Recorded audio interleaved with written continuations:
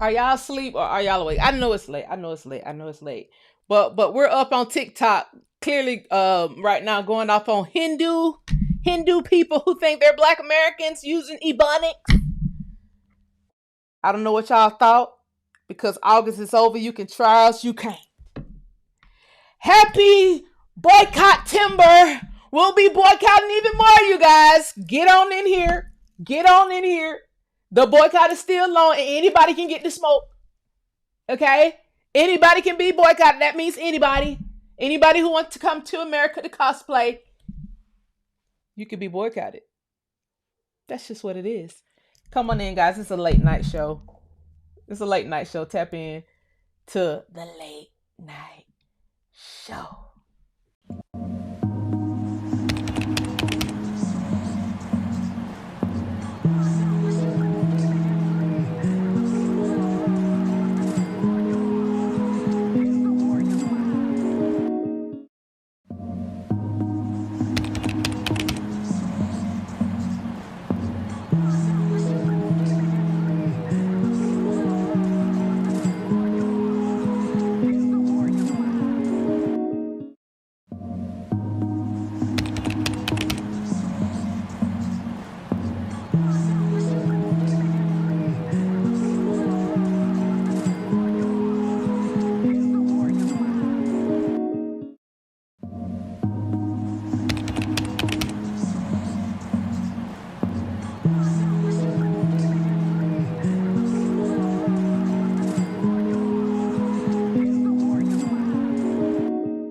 Happy boycott timber, everybody. I hope you guys had a great Tuesday. I wasn't going to come live, but TikTok got me a little bit amped right now because I had a really busy weekend and unbeknownst to myself, some little Hindu girl was tagging me all weekend, her and her fake pages. Tagging me all weekend. So now I'm on your ass, red dot Tika Masala. Anybody who raised in a village, I advise you guys not to try me ever. Okay? I don't care where you are in the world, baby. Anyway, hey guys, I found something really cool. And while I'm up, I might as well show you guys what I found that was really cool. Hey y'all, come on in. I know it's late now. I know. Y'all wouldn't sleep no way. I know y'all night owls like me. If I could have it my way, I'll do a show at 3 in the morning. But y'all probably be asleep 3, 4 in the morning. But if I had my way, I'll do a 4 a.m. show. Because I'd be wide awake. Wide awake working. Come on in, guys. Come on in. Hey, everybody. Come on in. Share the live as you come in. We got to talk. I found something really cool that I want to show you guys. I've been hearing some rumors, okay, that I want to kind of, I guess I got to come and just, end the rumors. I heard some rumor about, Black Americans still don't know their culture. Some videos being passed around about, the same trees, guys. Black Americans don't know their culture. We don't know who we are.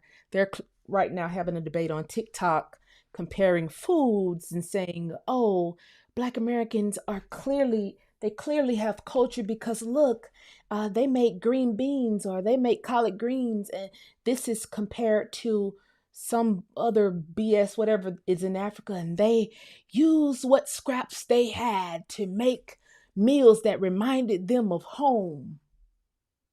This is currently going on TikTok right now. Viral, even. No.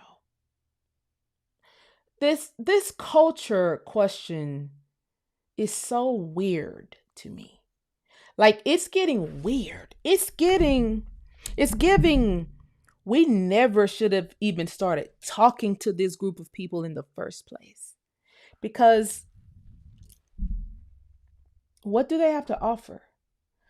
They offer us nothing, even going back and forth with them. Like, they offer us nothing. So tonight I'm going to play a video that really should end this conversation.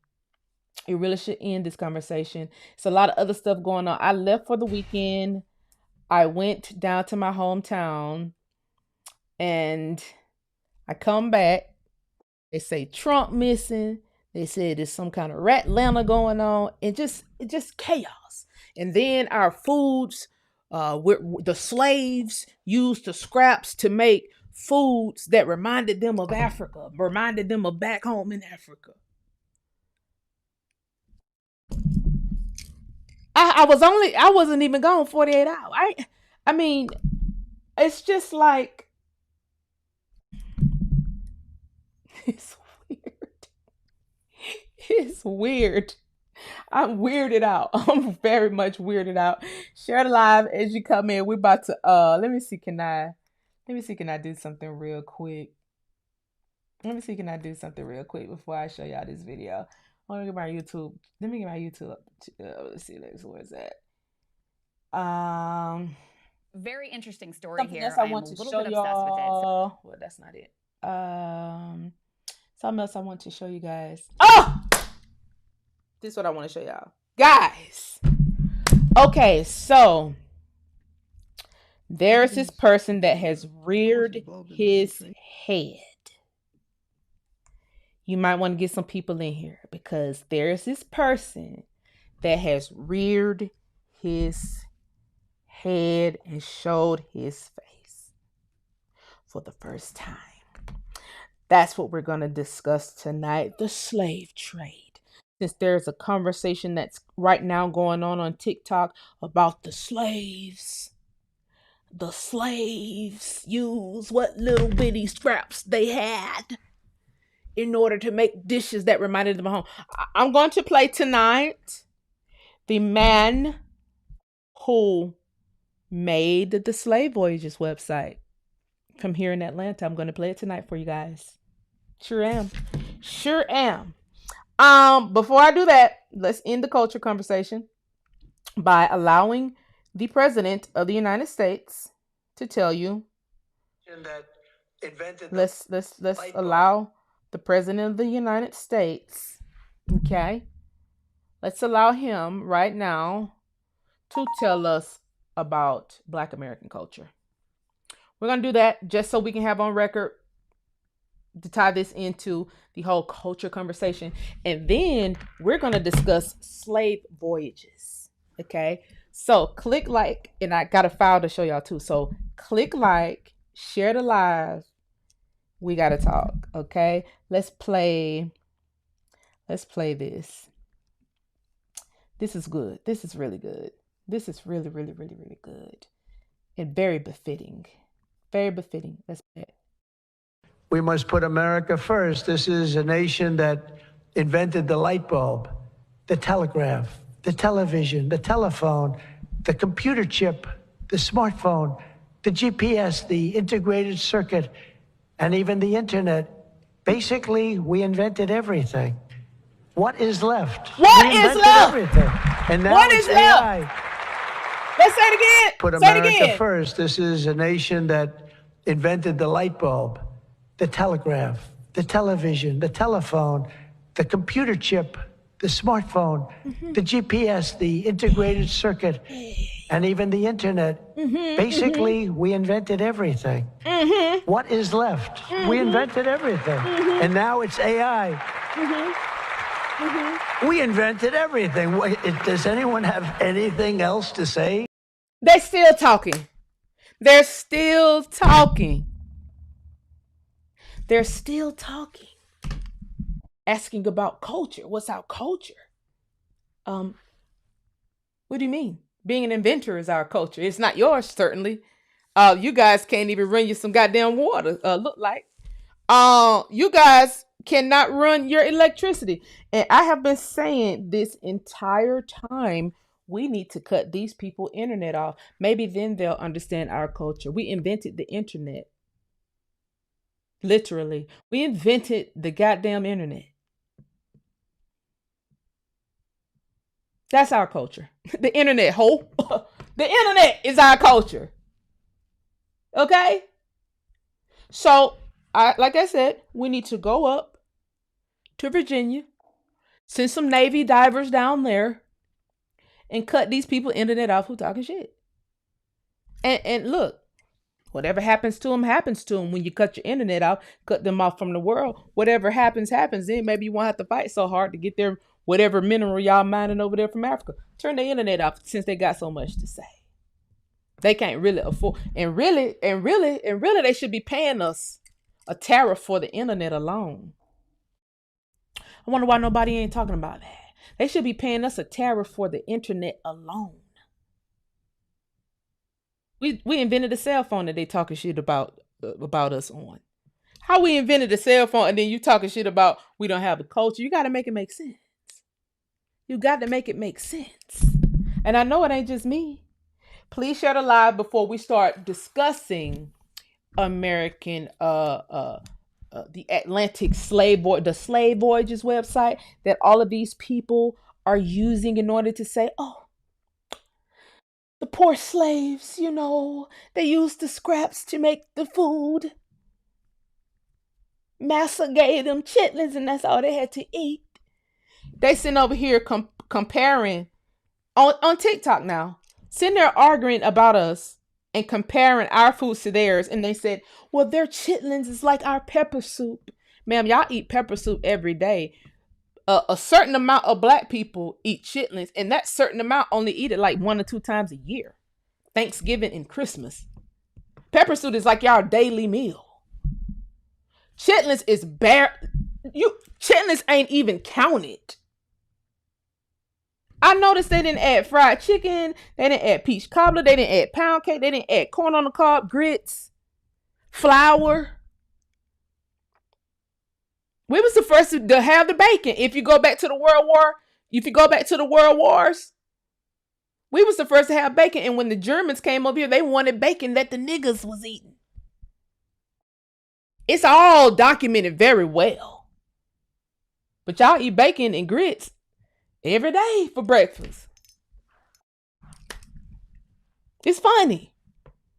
But the cuisine that y'all want to compare to y'all's is chitlins.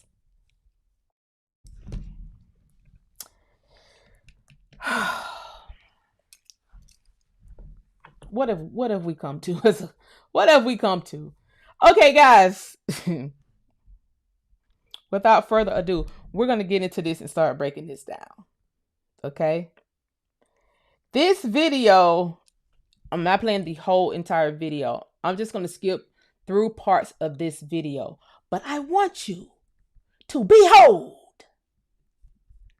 I want you to behold the young man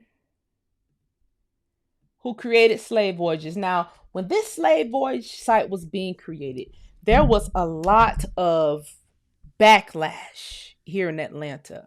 A lot of people from Atlanta, when they got word that this database was being created at Emory University, a lot of people who were into history, who knew about history, was kind of like boycotting it, if you will, telling them like, wait, don't do that because the records don't exist. We didn't know how much money was put behind it. We didn't know how this would impact. Well, we knew how it would impact, but we didn't know how quickly it would have an impact. We didn't know any of these things. We just know that it didn't sound right. It didn't seem right. Where are you going to get the records from? Because people had been looking for slave ship records for a long time. Not saying that none exist, but the ones that exist are more so domestic. Now, there was also at this time laws put into play, which is easily researchable. Once you get on the water, then a boat captain could write you freedom papers. And so they wanted to make sure the boat captains took an account of everybody on that boat, their skin color and all of that stuff. Down to the point where everything was listed on these boats. Not only that, there were so many people in America that they were trying to get out of America. Contrary to popular beliefs, there was no, and I hate this. I hate that people are saying, oh, we was over here in already, some of us was already over here, and some of us came from Africa, and we had ethnogenesis. The people, the Negro color darkies, who made all of those inventions, all those recipes, the ones in our families with these land patents, they never had no ethnogenesis. You know. I said that one video. I think I pissed a little bit. I think I pissed some people off. There was no ethnogenesis. Please share the live, guys. Click like and share the live so more people can come here, because people are up. Because people are watching YouTube. I'm seeing a lot of people go live right now with a lot of people in the chat regurgitating the same shit over and over again about ethnogenesis. That we didn't have an ethnogenesis. Okay, we've been here, same people. Okay, now with that being said, yeah, cows and chickens are from here. So guys, I mean, so what were they eating for breakfast in their little village while they're trying to pretend as if we had scraps, and from the scraps we made our meals match home meals from home in Africa.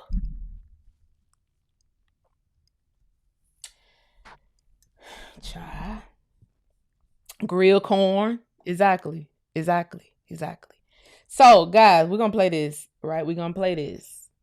I want y'all to behold the nigga who invented slave voyages. Click like, share the live. Let's listen to him. The truth about the Atlantic slave trade. Let's listen. Africans were, of course, involved in the slave trade. They were astute merchants on the coast, and the idea that they were somehow gutted by an influx of cheap European goods is just not appropriate. Share the live, guys. It's important. David Eltis is a Canadian historian and a scholar of the transatlantic slave. Did you know half-dead Canadian is the one who made the Slave Voyages website? I told you he was from Emory University. It was Russian funded. It's funny that he's saying he from Canada. I'm wondering, is he saying Canada by way of Alaska, by way of the Bering Strait? But I know this project was Russian funded. But anyway, let's proceed. He is the Robert W. Woodruff Professor of History, Emeritus at Emory University, and he is recognized as a leading figure in the study of Atlantic slavery and migration. He's known especially for his work on slavery databases and digital humanities projects. Slavery databases and digital humanities project. Behold! Please click like, please share the live. Tell the Negroes to get out of bed. This is important that you see his face, because they're going to end up taking this down, I bet you. If they get enough pushback, they're going to take that down. You was never supposed to show your face for real. Not with all the lies you have told. Not with all the shit you have messed up. And he's going to give his thoughts about reparations on this same video. Click like, share the live. And his latest book is Atlantic Cataclysm, Rethinking the Atlantic Slave Trades. So, Professor Eltis, thank you. He said he want to rethink it. Oh, no, you want to because you had said it was millions upon 12.4 billion, million, trillion, gazillion. Me today. My pleasure. I believe your book really is a first in many ways, because it's, I think, the first book, correct me if I'm wrong, the first book to make a systematic use of the enormous databases and information about the slave voyages, which have recently come online over the past 40 years or so. Tell me, what did delving into that information tell you? It really begins in 1516, when I think the first voyage that actually went from Africa to the Americas occurred. Previous voyages had taken captives from Spain specifically to the Americas. And it covered, we intended to cover the full period. It turns out that the height of the slave trade was 1700 to 1850. And it's clear that... He said the height of the slave trade was 1700s to 1850s.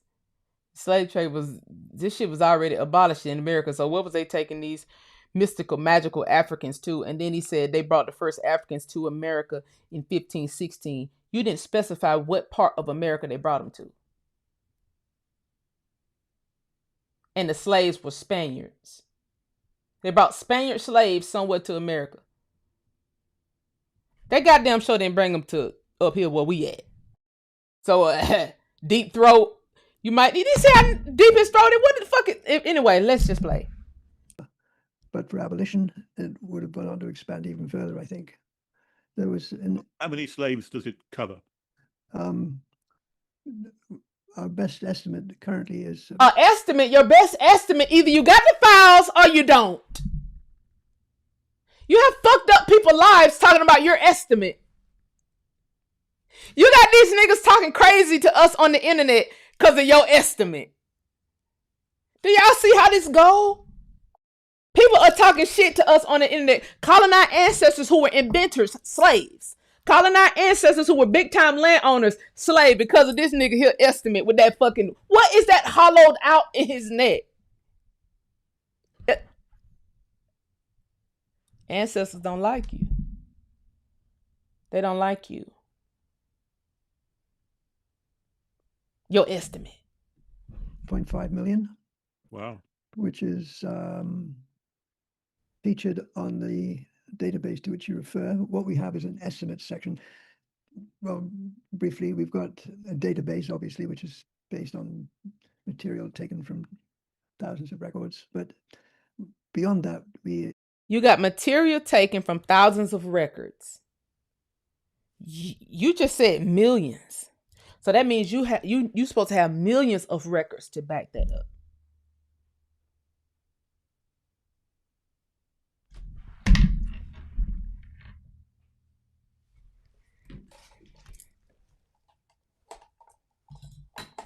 Let's keep playing.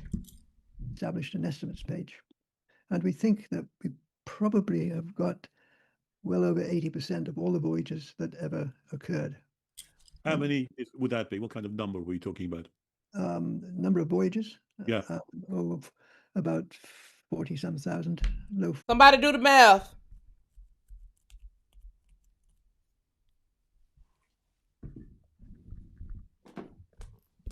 I actually did the math.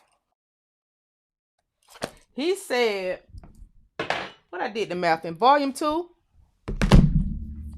he said it was only 40-some thousand voyages, but millions of people came. And mind you, these are boats that don't have motors on them. These are sailboats. I did the math. I don't know which chapter it's in, but I damn sure did the math. I did the math. In one of these chapters in this book, the math. And the math was not mathing. I think it's in volume 2. I just don't have time to look at it right. Can somebody do the math?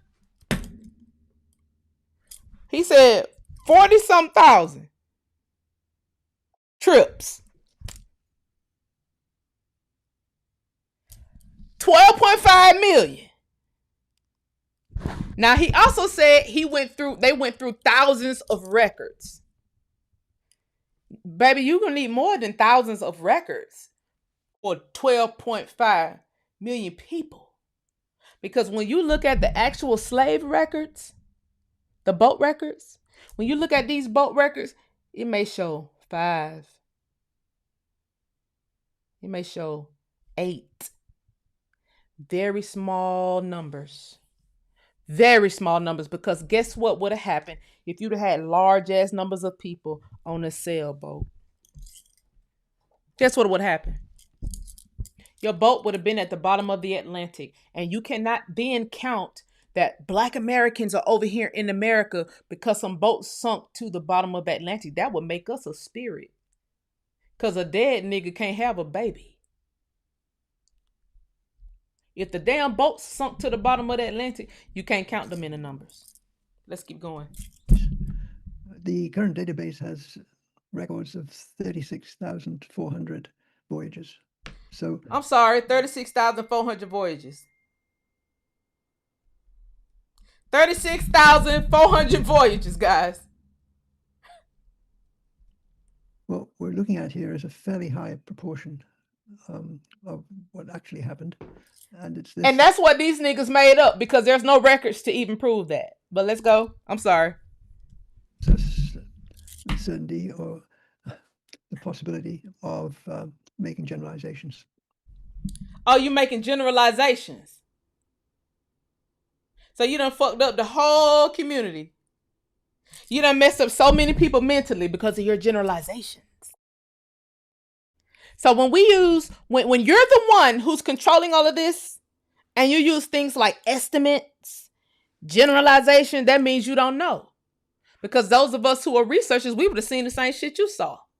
There is no way you're the one who have all of the records and we're pulling from the same databases. He's going to end up telling the truth of where he got those numbers from in this video. So the vast amount of data. Tell me, what was the most surprising discovery that emerged from your examination of the data?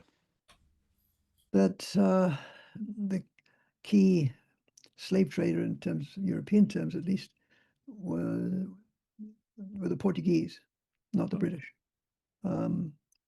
Obviously, the British and the French and the Dutch were very important. But the thing about the Portuguese is they were there at the beginning and they were there at the end. So, well, what sort of a margin are we talking about when you say there's more Portuguese slave trading? Twice as much, half as much again, or what? Probably, I would say, if you take the Portuguese and the Spanish together, you're looking at over half of the total traffic. Half of the total traffic, whereas the UK was, what proportion would they be? Probably, I haven't looked at the percentages recently, but I would think about maybe 30%. 30%. The great point about the British was that they dominated the traffic briefly in the second half of the 18th century. And everyone has taken that as an indication of their preeminence. But overall, that's certainly not the case. Is that simply because of our naval policies of being the largest seafaring power, and it's sort of it's partly that, but it's partly also just the duration. Please shut alive with a darkie. Shut alive with a darkie. Tell them to get in here. This is very breaking. This is breaking. Elsewhere in Europe, the British got into it fairly late, as indeed did the French, and left it fairly early. Whereas the Spanish were there at the beginning, as were the Portuguese, and continued to send out voyages throughout the 19th century down to its suppression in 1867. Right. So as far as the UK is concerned, I think let me try and get the dates clear, because I think they're quite interesting and quite helpful. So when you say the Spanish and the Portuguese were there at the beginning, you're talking about the 1500s or thereabout. Yes. It's not so long after the New World was discovered in 1492. Oh, absolutely. Oh, yes. It was new to you hoes. It wasn't new to us and our people. We already had cities. We were already cultivating rice off of the coast. I showed that last week. So he's saying in the 1500s it was new. How the fuck was it new when we was already trading rice off the coast? We beat the Spanish in the 1500s on the coast, so it couldn't have been new if we was already kicking ass. But they still sticking with this lie. They still sticking with this lie that it was new. So, I mean, that's... Whereas, when did the UK actually start getting involved? Well, everyone knows about the Hawkins voyages in the 16th century. So that was 1500 and something. 1560s, yeah. But large-scale participation didn't really get underway until the establishment of Barbados, mid-17th century. And, of course, it ended prematurely compared to the other nation states in 1807, because that's when the Act of Parliament was passed, wasn't it? Yes, that's right. There's one of 1830, I think, which, if I remember correctly, abolished slavery in all the dominions. But before then, in the country, I think some judge said, if a slave sets foot on English soil, that slave is free automatically. Yes, that was that was what, 1770 or so. Yeah, which is quite early. Yes, but that didn't have any impact on the slave trade per se. No. Because they didn't set foot in the country, they just went round it. Yeah, of course. Well, actually, some did, because there were some terrible cases where slave ships were discovered mid-Atlantic without without any crew members left, and the British brought the slaves to Bristol or Liverpool. What happened to the crew members? They were killed By the slaves? Yeah, this was a result of rebellion. Yeah. Yeah. Yeah. So they was going to Bristol, not to America. Slaves in Bristol? Well, how did we have, why are we considered the fucking slaves? If you're now saying, if these slaves went everywhere except America, except North America, the United States, well, America, North America, why, how are we the ones that's the inventors, the people who have the culture of inventing? How did we get the hold of slavery bag? Always a possibility when you have such a large number of people you're bringing. Absolutely. Yeah, they crew Were there any common myths about the slave trade that we all believe or think we know, which are untrue, which your data has revealed to be incorrect? Well, I think everyone assumes that the British were the prime slave traders, which indeed they were for some decades in the 18th century. And carrying on from that, they also believe that this slave trade was a basic contributor to the Industrial Revolution. In other words, it stimulated economic growth. And this goes back, of course, to the thesis of Eric Williams. Yeah. It's a 1944 book, which you probably are aware of. Yep. It goes back to a thesis. So we have used thesis, we have used generalization and estimate. But this stuff was put out as fact.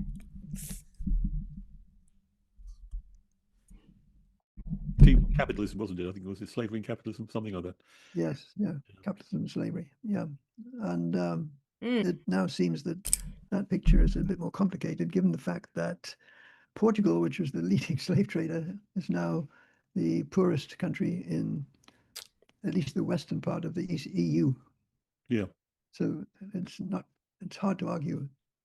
It hasn't benefited directly then from the slave trader only, or by the sound of it. Right. Yeah, absolutely. Yeah. I mean, this is a narrative which is strongly taught today in all of our museums and art galleries. That's right. Yes, it is. It's also taught to school children. It is. One of the prime strands. Yeah. It is taught. I'm glad he brought that up. Because y'all been teaching this shit and you have no facts. You have estimates, generalizations, and theses. But somehow it got put into the schools. And now our kids are learning that they were slaves. Y'all don't see a problem with this? Do y'all not see a problem with this? Please share the live and get some people in here. We're going to have to talk tonight. Because see, I wasn't going to go live. But I knew I had something to tell y'all. And it's this.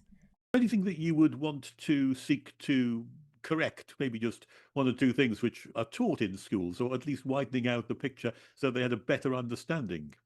Well, if you would have came with the facts from the start, you wouldn't have to correct shit. But let's proceed. Of this summary table in what we call the estimates page of the Slave Voyages database, which again, this the nigga who created the Slave Voyages database. He put all that bullshit together. See? Here's what we got from the Slave Voyages database. Here's what we have down. We keep changing the numbers, I know. It's pretty clearly the relative importance of all the European countries involved. And I would think if that could be somehow integrated into school. I'm gonna lie, guys, and I'm gonna let it play out. You remember he just said, what, 2 minutes ago, that it started in the 1500s, but here he got 1613 to 1830. Like, they can't even get their lies straight. Like, they can't even get their lives straight. They lied, and they can't even keep up with the lie. That's crazy. You nigga just said the 1500s. You just said the top of the 1500s. Then you showed us the chart. You showed me the chart, and it say 1613 to 1830.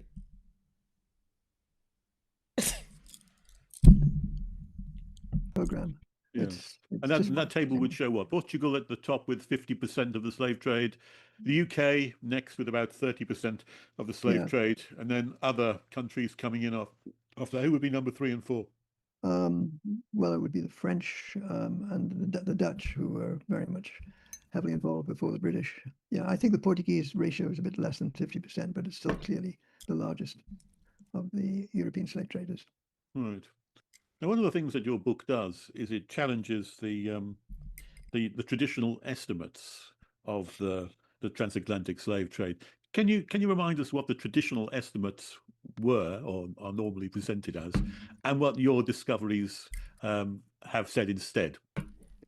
Well, I think we go back to Philip Curtin's book, 1969, The Atlantic Slave Traders Census, which laid out what he saw as the revised total. You see what he just did there? See, what he just did there was he gave out, and I actually put it up. I just don't know which tab I put it up in. He just actually gave out the source to where he made that bullshit database from. Somebody dropped a book called The Slave Census.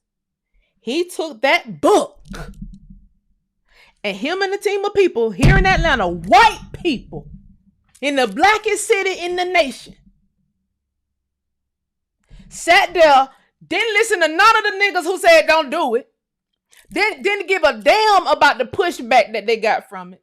They sat their ass in there, made them goddamn records up, made their website with no records attached to it. And now here, 2025, he gave a source of where he got that from. Let me rewind this back a tap, so you can hear it again. What he saw as the revised total. Before that point, we go back to Philip Curtin's book, 1969, The Atlantic Slave Traders Census. The Atlantic Slave Trade Census. It's a real book. I went and found it. I just refused to pay for it. So I'm gonna find another way to get it. Don't worry, I'm gonna have it on the line. Don't even worry. I'm gonna get it. Let's go. Let's hear it one more time. Presented as, and what your discoveries have said instead. Well, I think we go back to Philip Curtin's book, 1969, The Atlantic Slave Traders Census, which laid out what he saw as the revised total. What he thought as the revised total. Point, there had been huge exaggerations of the size of the slave trade. Curtin, in effect, scaled those down, in our view, too far down. So I think we increased Curtin's estimates from. You see this? He said the original guy who came up with the slave trade census, he scaled the numbers down too far to his liking. So he sent this goddamn ass up here in Atlanta, amongst all these niggas with all these nice cars and nice houses, living good, eating good, actually happy, hugging each other, loving on each other. He said, fuck that. I'm going to scale the numbers all the way up, bitch, to 12.5 million. Whereas once we get in that other guy, but we don't know how many he had. He could have had 2,000. He said the numbers will scale down way too low, way too low for his liking. Meanwhile, you ain't got but a few records to show. The records that I'm finding so far are domestic. And I'm an avid researcher. And not only that, I'm finding a lot of records that actually had staves on the boat. And I'm thinking that y'all have altered some of these records that actually had staves, which I explain what a stave is. I think y'all actually altered some of these records to make that look like a L instead of a T, so that you can keep up with your bullshit. So you just guessed Just guessing. It's a guessing game, guys. Fuck what it does to our culture and our family and our kids' mentality. Let's just take a guesstimate and put it out there and start teaching it in schools, although these aren't facts. Wow. Million to 12 million. Right. Let's remind you back on Mr. Deep Throat. In our view, too far down. What he saw as the revised total. Before that point, there had been huge exaggerations of the size of the slave trade. Curtin, in effect, scaled those down, in our view, too far down. So I think we increased Curtin's estimates from about 9 million to 12 million. Right. And in fact, it's remarkable how that number is now accepted by, this is a very contentious field. There's a big ideological divide, but everyone seems to accept the 12.5 million. No, the fuck we don't, bitch. Y'all just are pretending like y'all don't listen to us. We don't accept 12.5 million shit when we can't see the records. Well, you got access to the same records we got. You don't have no special access to no shit. Being from fucking Canada. In fact, we got the whole database. We got the whole database, guys. And see what he was trying to do is he's trying to get his slave voyages website entered into the record. And by record, I mean the National Archives, because then that would be a nail in the coffin. Then you will be able to say this is fact because I got it in a government system. Right now, you can't say that. Right? But you're working towards that. Currently, your little slave voyages shit is not in the National Archives. In fact, if you go to National Archives and type in slave voyage, ain't about 10,000 plus records going to even come up. It ain't a hell of a lot of records that's going to show. And when you just keep clicking on these, keep clicking on these records, it's so many domestic records. It's like, oh, this is domestic. Oh, this is from Virginia to Louisiana. Oh, okay, this is from Ohio to Mississippi. Oh, okay. Well, but no one differentiates and explains. Oh, these are domestic records, because if you do that, then you would have to say, okay, well, why were they traded off? Okay, why? And then it'd be some land. Okay, well, their land was sold for tax purposes and they got sold. They all got sold to the highest bidder.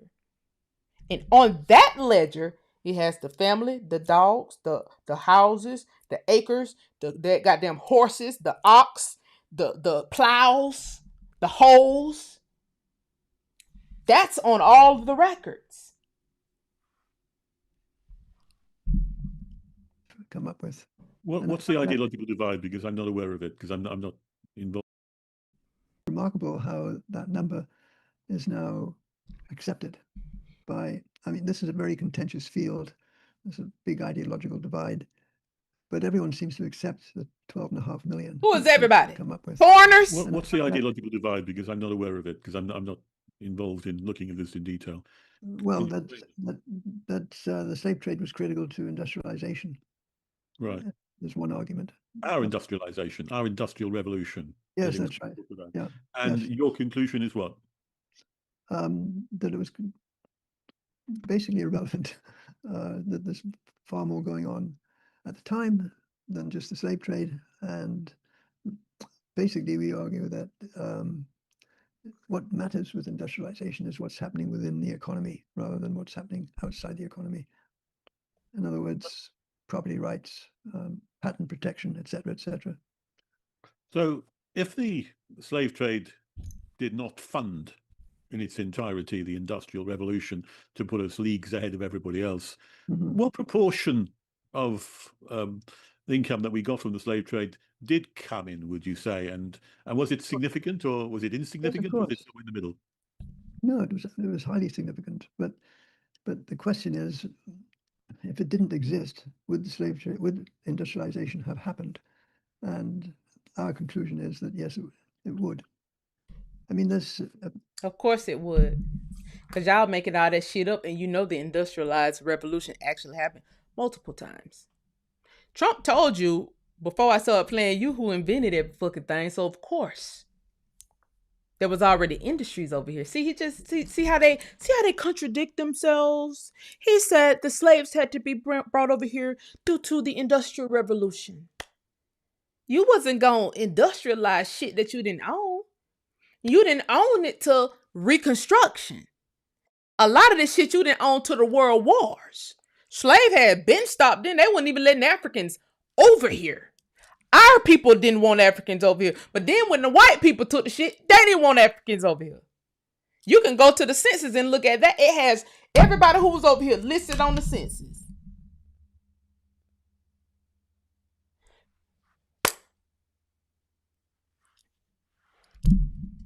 A well-known study, which is not cited, it's well known, but it's not cited as much as it should, of Robert Fogel, who got the Nobel Prize in Economics back in the 1960s, which addressed the question of railroads in the US, which everyone had said were absolutely critical to the development of the American economy. Mm-hmm. Fogel actually addressed that issue by looking what would have happened without railroads, and came up with the conclusion that, in fact, the canal system would have expanded dramatically.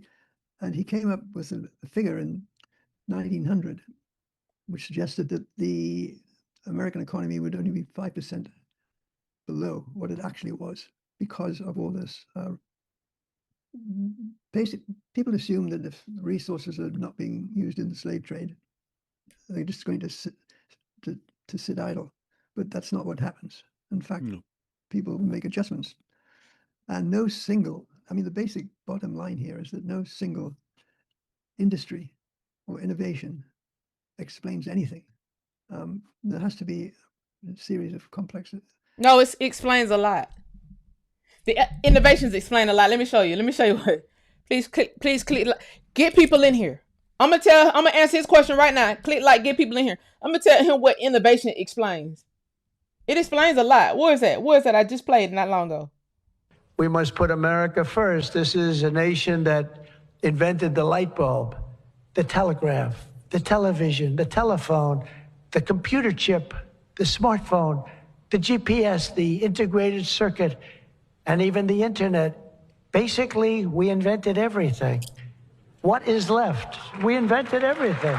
And now it's AI. We invented everything.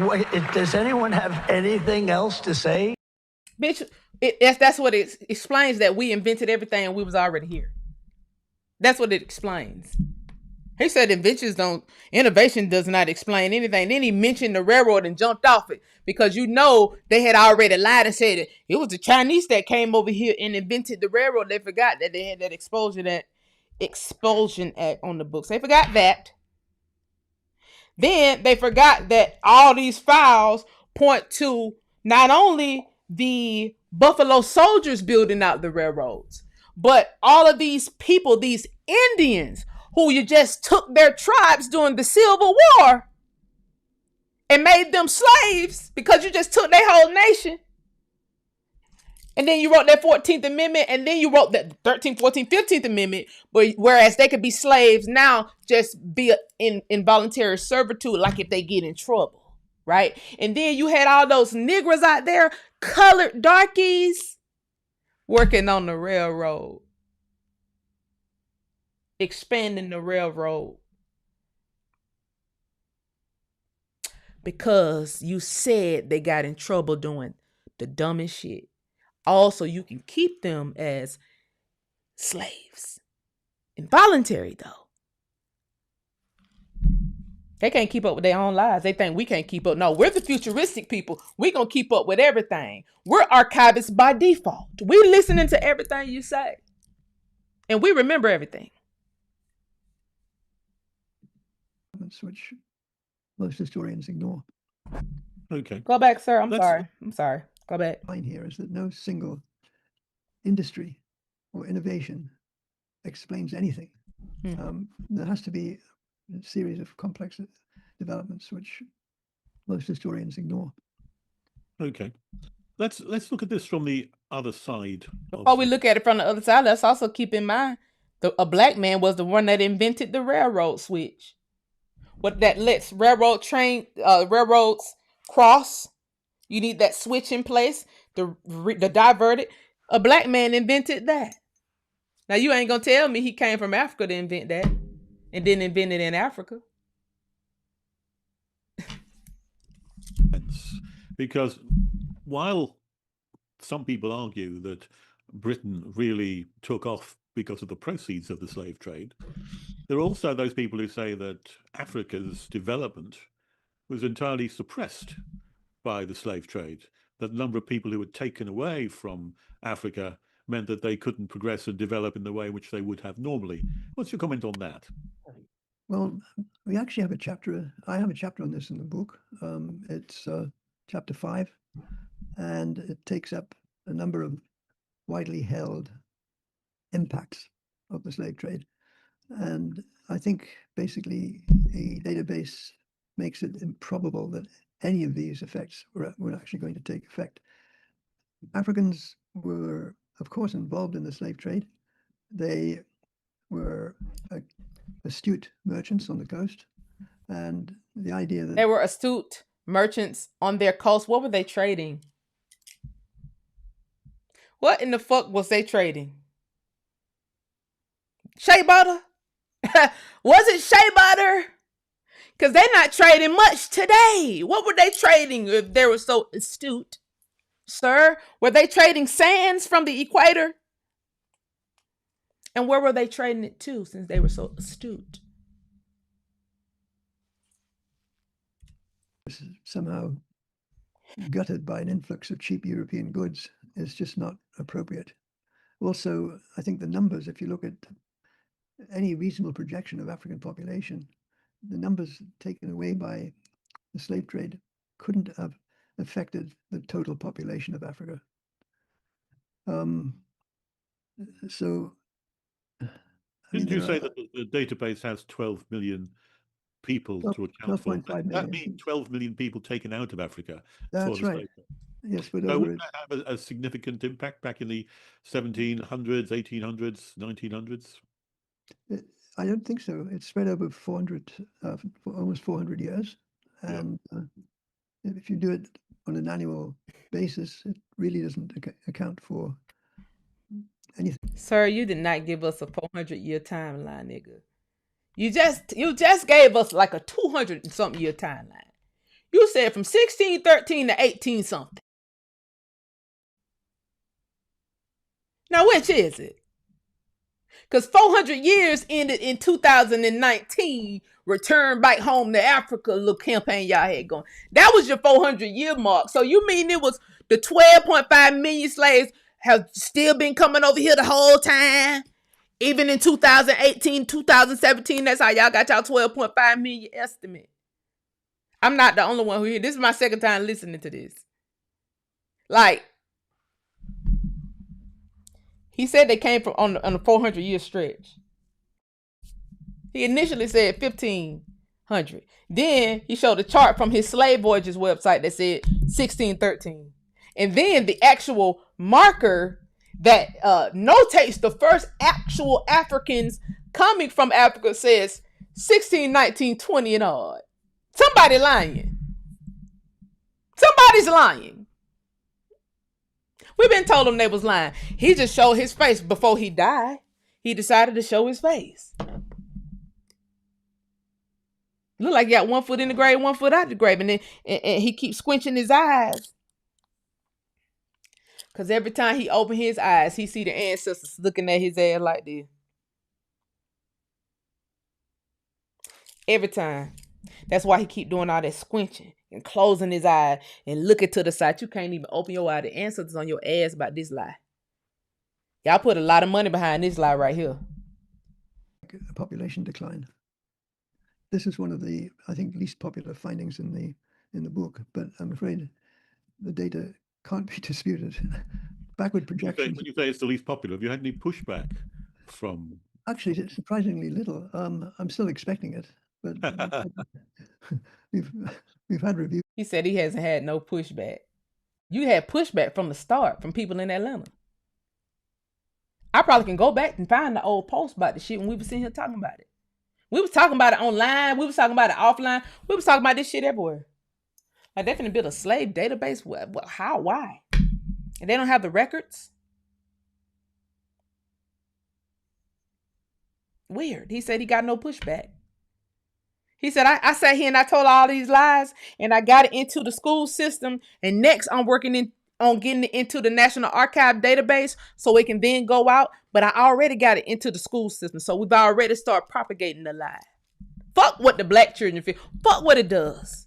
The outcome does not matter. He's also going to give his answer about reparations in here in a minute. The TLS and the Spectator. I read the one, The Spectator by Jonathan Sumption. That was very good. Yeah. I liked his final comment. This book will make enemies in the best places. I remember, yes. I was going to ask you about that. Yeah. Have you had any enemies made? I haven't, but the bulk of the... Look at that motherfucker face. But you got enemies. See, here's the thing. If you wasn't lying, you wouldn't be worried about enemies. You wouldn't be worried about enemies. You're sitting there lying. And you're lying on an entire race of people. Sitting there 1 foot out the grave, 1 foot in. Look like you done ate your last nigga heart. And they done cut your supply off. And now all this shit is showing up all over you. And you can barely keep your eyes open because the ancestors on you so bad. See, you, because of what he did, it spurred up so many historians like myself to come and start talking about history online. It keeps us talking about history online, actually. Because the bullshit that he put out, we have to combat it. We don't get paid to combat the bullshit he put out. His shit is very damaging. You know how long it'll take me to get land patents and land files into the school system? I don't have no group of Russians backing me with a big pocketbook. I don't have no group of Black Americans backing me with a big pocketbook to get this type of shit in the school book so our kids can actually know you had heirs property, son. You had heirs property, daughter. Don't forget, when you get old, go after it. You had farmland, son. You had farmland, daughter. Don't forget. You was working in the field, yes, but not as a slave. You was working in your family's field. Son, don't forget.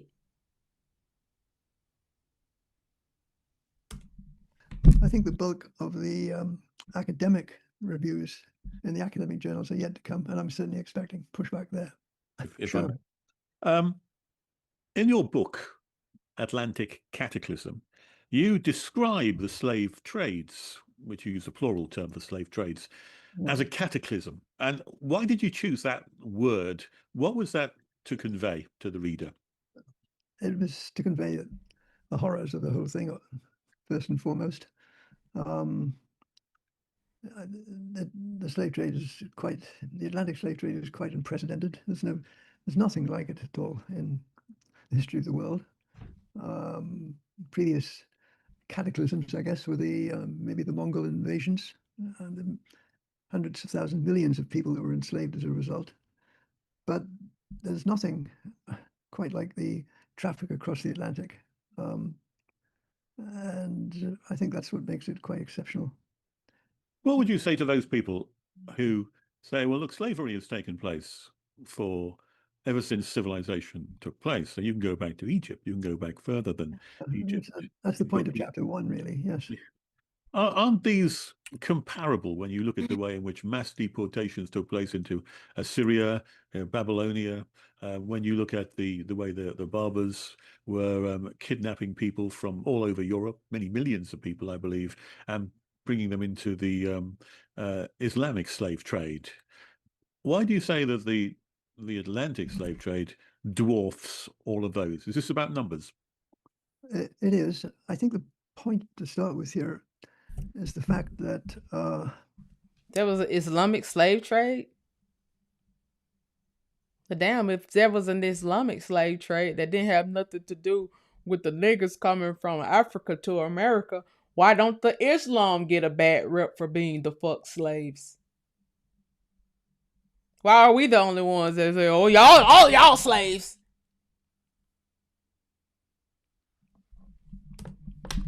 The Americas had been isolated from the rest of the world for. Oh, say that again. I'm sorry. I ain't want y'all to miss that. I think the point to start with here is the fact that the Americas had been isolated from the rest of the world for many centuries. The reason why we was isolated from the world is because when y'all come over here and y'all be on some bullshit, we were gonna kill y'all ass. You was getting killed. We was isolated for centuries because y'all was getting killed over here. And see, that's the truth. And so it's funny how we were so isolated for centuries, but you guys are the ones who are the progenitors of our history. As if you know some shit. As if your DNA tells you a story about your bloodline. As if it's your bloodline. See, you are telling our story and also admitting that we were isolated. Y'all niggas couldn't even come past the sounds. If you're on the East Coast, you wasn't getting past those sounds and we knew you was on some bullshit. Trade your little shea butter right here. You want some rice? How much rice you want? 20 pounds? All right, give him 20 pounds. What you got to trade? Oh, no, you got to pay us money. And we ain't even take no shea butter. I don't even know why you brought shea butter over here. We already got cocoa butter over here. Get them 20. Hold on. Well, how much money you got? All right, give them 5 ounces of rice. You ain't getting no 20 pounds. You get 5 ounces because you got 5 ounces worth of money. Now haul your ass back on over there to your country. How you gonna say we was isolated, but then you gonna sit here and you gonna be the authors of our history? And then y'all are the ones they're the ones that get the big bucks for telling our American story, but at the same time say we was isolated. Make it make sense. It had, I think, the highest ratio of land to people of any continent in the world. But let's say it again. It suddenly became the highest ratio of land to people of any continent in the world. Okay, what's that now? Is the fact that the Americas had been isolated from the rest of the world for many centuries. It had, I think, the highest ratio of land to people of any continent in the world. Of any continent in the world, and you forgot to say who owned the land. We still got land patents to this day that's forever. Let's see. We was the same one that was killing y'all off at the coast. And we stopped. And we put our swords down and we studied war no more. We laid our burdens down by the riverside. Where we used to kill y'all at. That same riverside. And we stopped studying war. And here y'all go. Fast forward to 2025. Thought you was going to hold the descendants back from learning the history and finding it, as if. See, somebody taught you that we was also immortal. You did a whole study on it. Y'all white folks did a whole study on us being immortal, but you didn't understand immortality. Immortality means we don't forgive and we don't forget. Expect us. That's what it means. We don't forgive and we don't forget. Whose slogan was that? I love that slogan. Whoever slogan was that? We don't forgive, we don't forget. Expect us. That's immortality to me. That to me said, oh, you must be a nigga. It must be a nigga that created that, because they studied immortality. They didn't understand immortality. Immortality means whatever we once had, we will always remember. It's in our skin. That's why y'all want it so bad. It's in our eyeballs. That's why y'all want it so bad. Memory always come back to us. That's why we're the ones who are creative. We're the ones who's futuristic. It's that same immortality trait that was studied heavily. And it suddenly became available to people who could navigate there. First of all, slavery existed in the Americas, but clearly not on the scale that was to happen when the Europeans arrived. My point here is that slavery... And when did the Europeans arrive? You hear what he just said, y'all? He just said it again. Slavery existed in America, but not like it was when the Europeans arrived. When did Plymouth Rock land?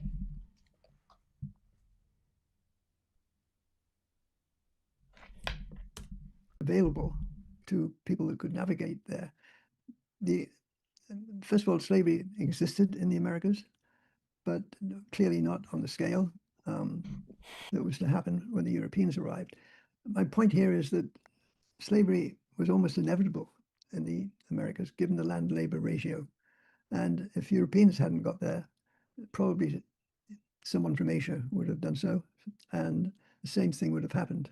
Somebody from Asia would have came over here and got slumped, just like the Spanish did, just like the Europeans did. Came over here and got slumped. The only reason they survived today is because we let them survive. That's it. Y'all been on bullshit for a long time. Y'all been lying for a long time. A lot of people got slumped that they ain't talking about. That's what bothers me the most.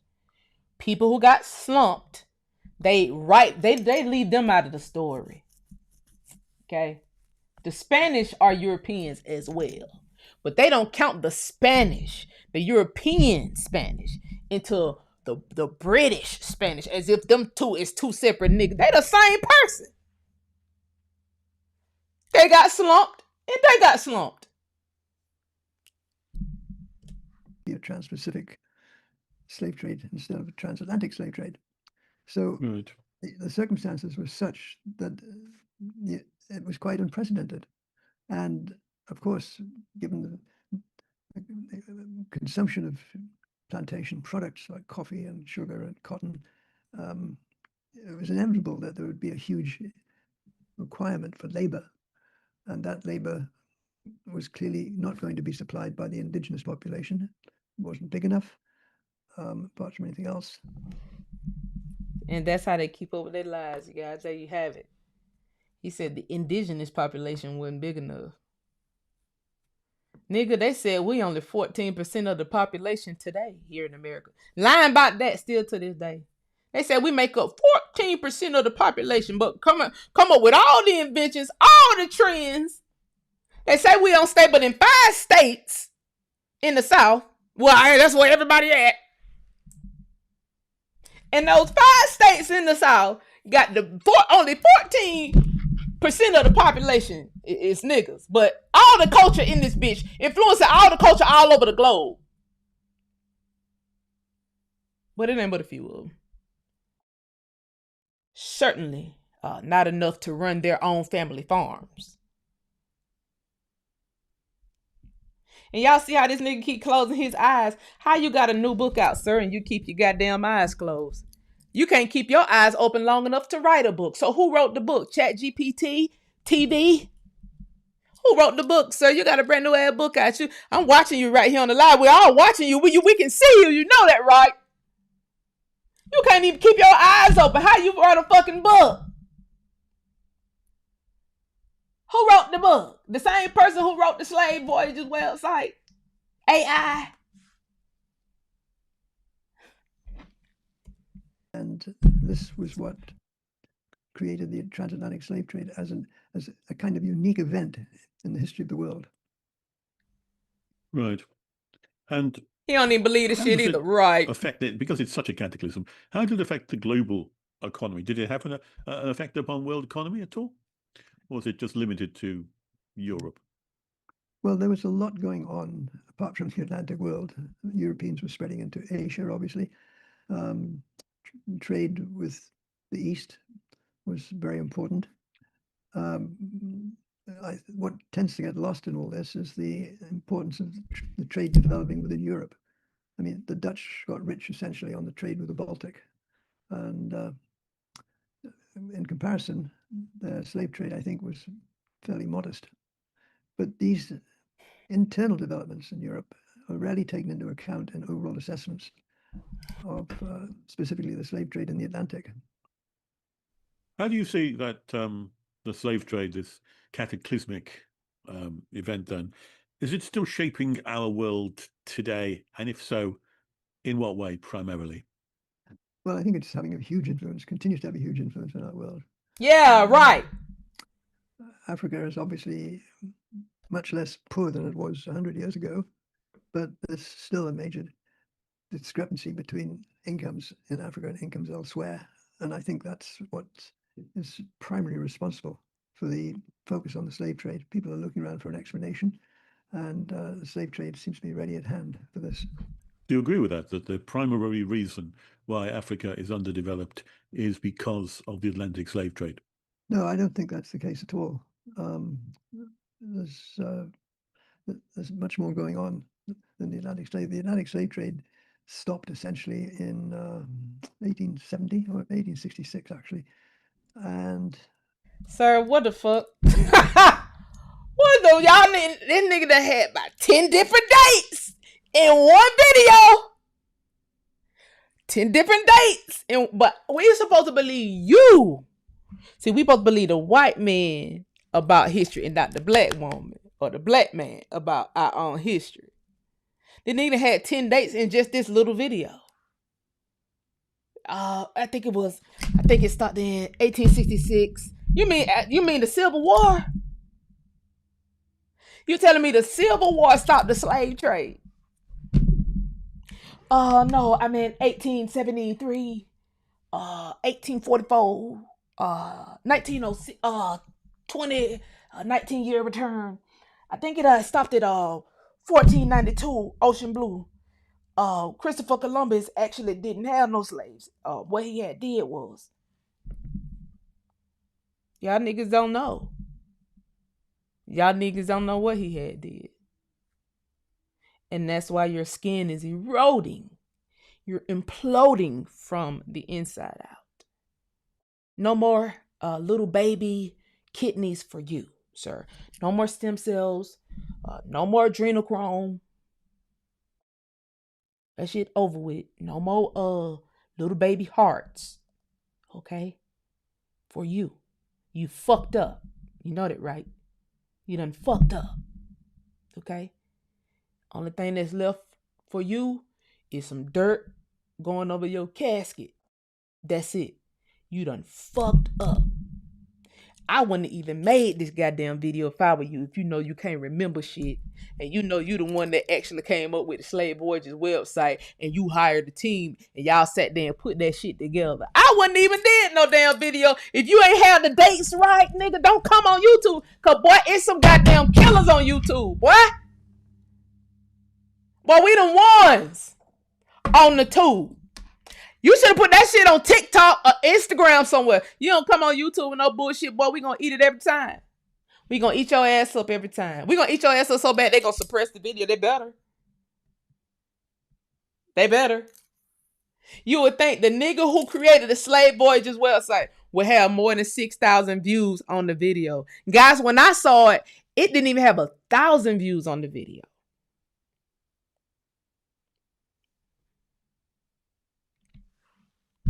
I wouldn't even came on YouTube. You know I was gonna find it.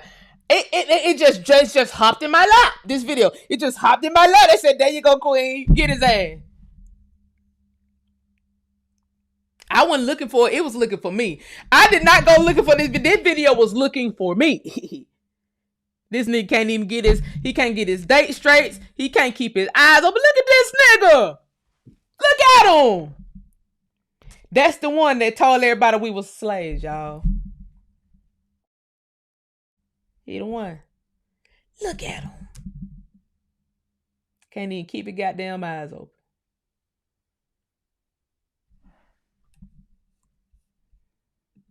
It was quite a while ago. I don't think you can track current discrepancies in per capita income across continents to the slave trade. What is the explanation then for the underdevelopment of Africa? If it's not the slave trade, you've got to have, there's an alternative explanation. I mean, that's a huge question. I'm not sure I can qualify to answer that. It'll be a dangerous question too. I don't. Well, the fact it remains that the slave trade's not been around for so long, and yet incomes are much higher than they've ever been. Life expectancy today is. He asked a great question that this nigga here with the goddamn big eyes and the deep throat can't even answer. He asked him, well, why isn't Africa developed? You said y'all pluck 12,000, 12 million, or 1 or 12. How y'all keep changing the number? 40,000, 10 people from Africa, 12 million people from Africa, and 9 million. How many million? 10,000. Okay. Well, it is 80 billion niggas over in Africa. Why aren't they building railroads? How is it not developed? Why are we still digging wells for them today? It's wells all over America. It's whole springs over here in America. These cities was built way before the white folk came over here. That's why they wrote about them. These canals and rivers were already had boats in motion. There were already trade going on amongst the tribes. We was already trading all up and down the coast. Into the Caribbean, into South America. We was already in trade. We already had trade routes way before they came. So why, if y'all say it's the Africans was the ones that came over here and did it, why ain't they do it over there? That's a great question there, sir. The niggas of America been asking the same question too. The darkies, the ones that's over here, that's been over here, that family been in the same house for the past 200 years, same city. We were asking the same shit. It's like 80 billion, 70 billion, 100 billion Africans over there. Them niggas act like they can't build one school, can't pave one road. So you just end up plucking the best 10,000 niggas out. You mean to tell me the 12 million that you plucked out of Africa is better than the whole continent that was left?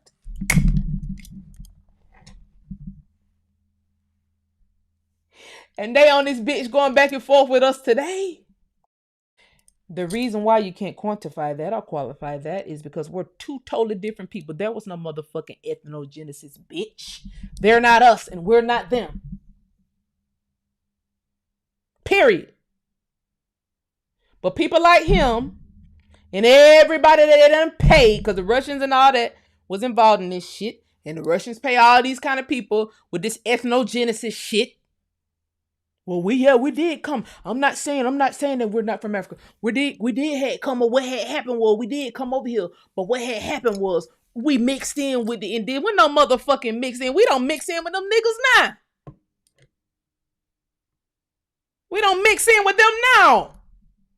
Not giving no African no coochie. They ain't getting no head, none of that. And I suppose we're way freakier now than we were back in then. They ain't getting no pussy now. They wasn't getting none in 1492 either.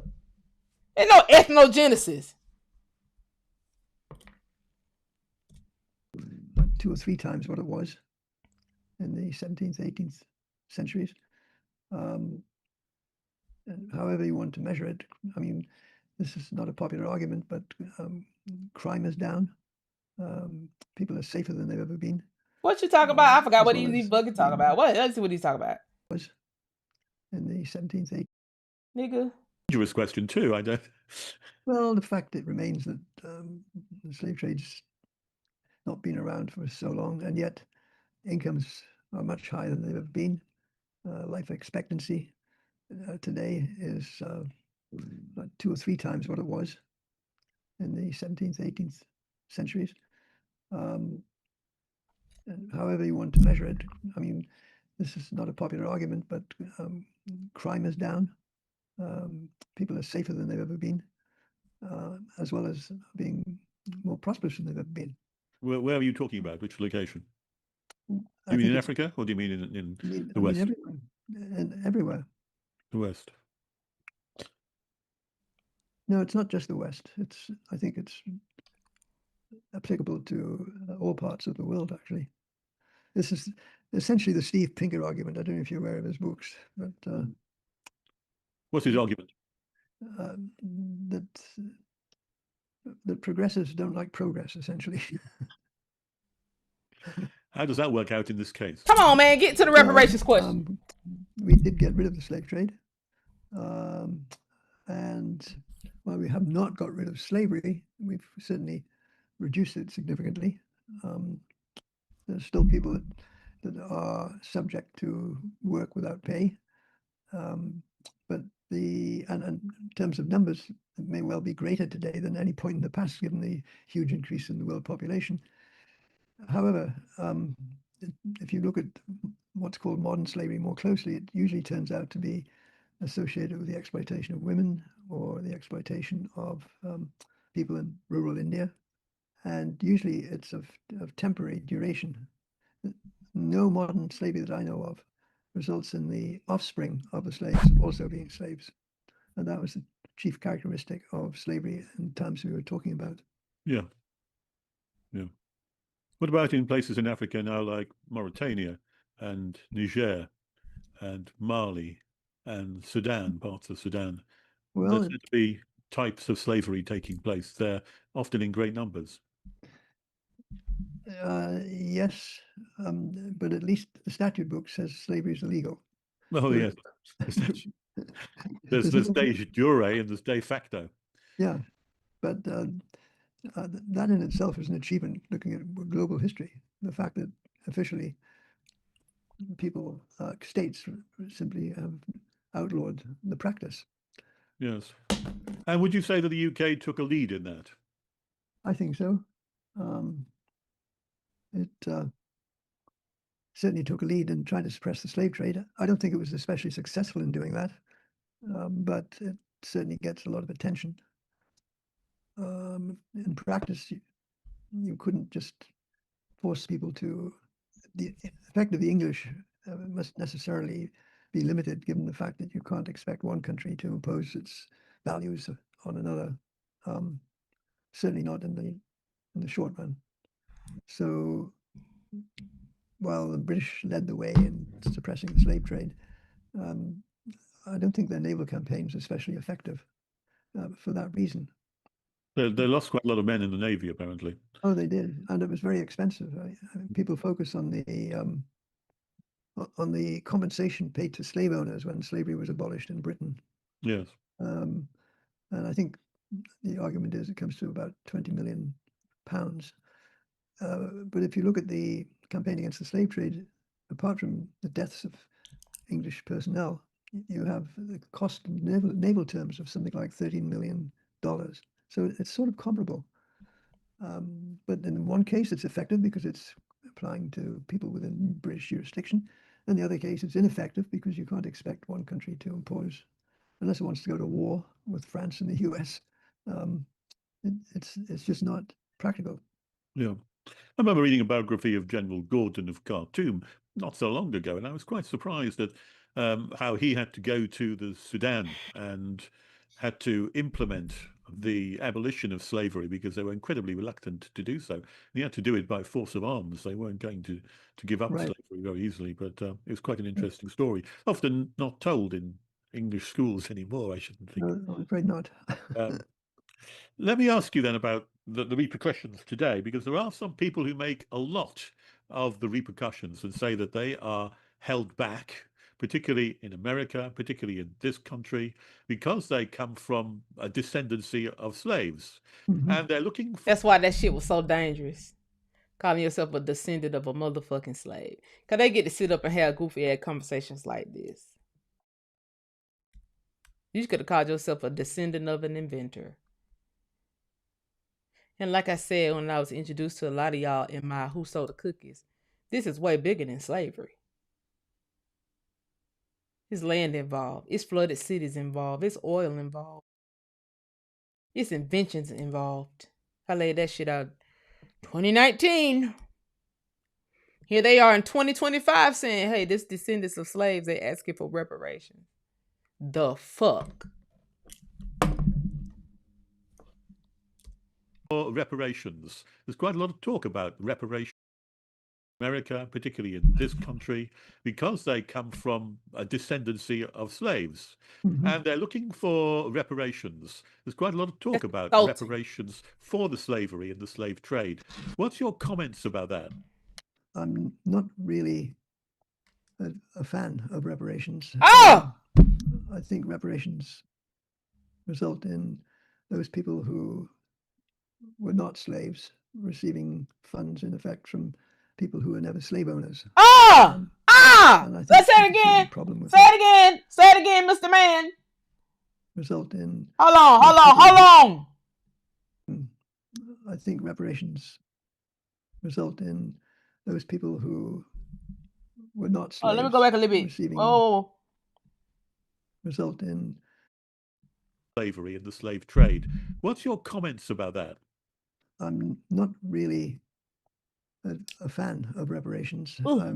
Ouch! I think reparations result in those people who were not slaves receiving funds, in effect, from people who were never slave owners. Ouch! Ouch! Ouch! Ouch! Ouch! There's a certain problem with that.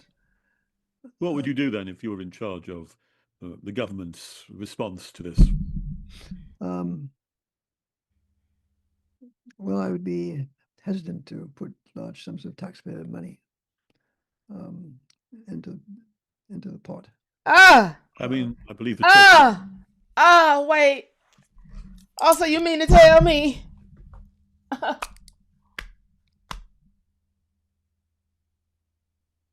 This got to be heartbreaking to so many people.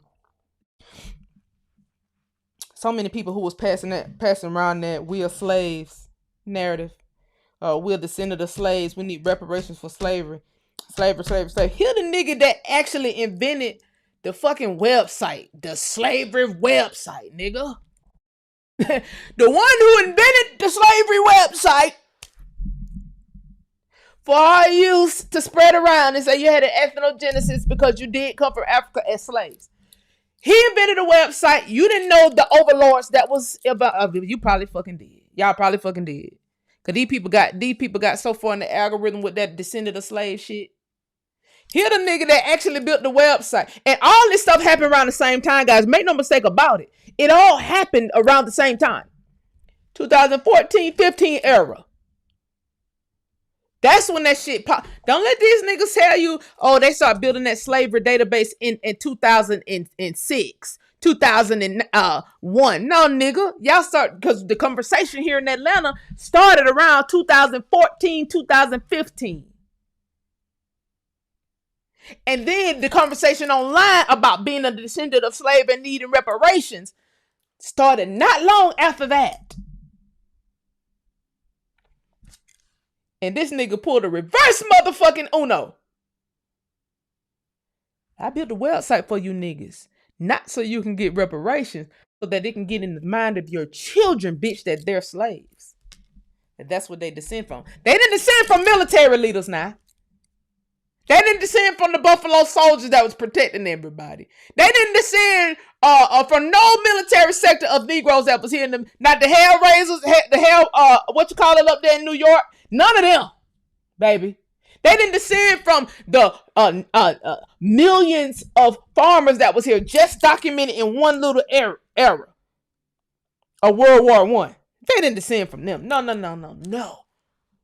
They didn't descend from the people who got land patents, guys, who've been living on the land this whole time, guys. They didn't descend from them. The people who farm tobacco, they didn't descend from them. The people who farm the sweet potatoes in North Carolina, they didn't descend from them.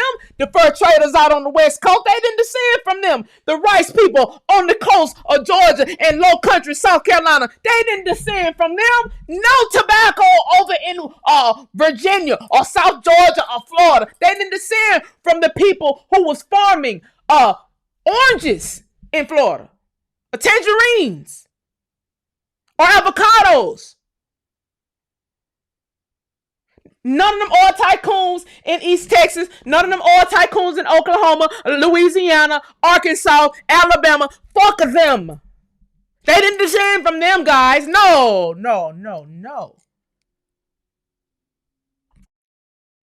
They didn't descend from the creators of jazz. The cakewalk. None of the dances. They didn't descend from the people who played all these instruments, guys.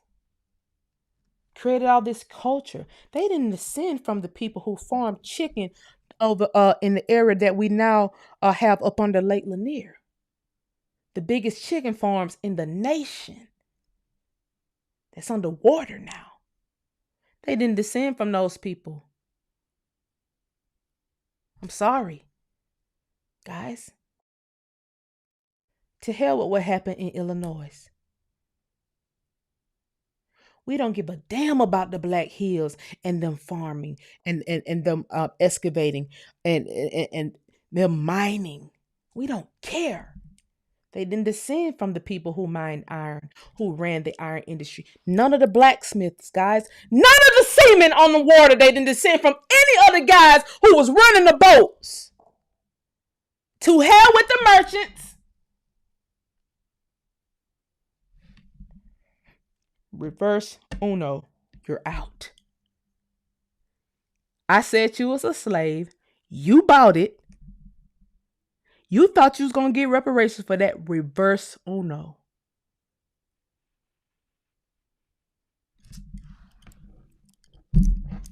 Now what? Now do you still use the ethnogenesis story? Because the nigga just made the database for you guys. Prior to him making this database and the people that he used to get this narrative out, they weren't walking around calling us no slaves like that. It wasn't all this ignorant ass internet shit online. Wasn't nobody coming back and forth with us like this online, calling us a slave and reducing our history to nothing, reducing our inventions to nothing, reducing our culture to, do they have culture? Nobody was doing all that. Everybody was trying to be like you. They was emulating you. They acknowledged that they was emulating you. Then they start calling you a slave. Then you start calling yourself a slave. Then you even came at me and said slaves can't own land. She lied. Did a whole expose. Doxed.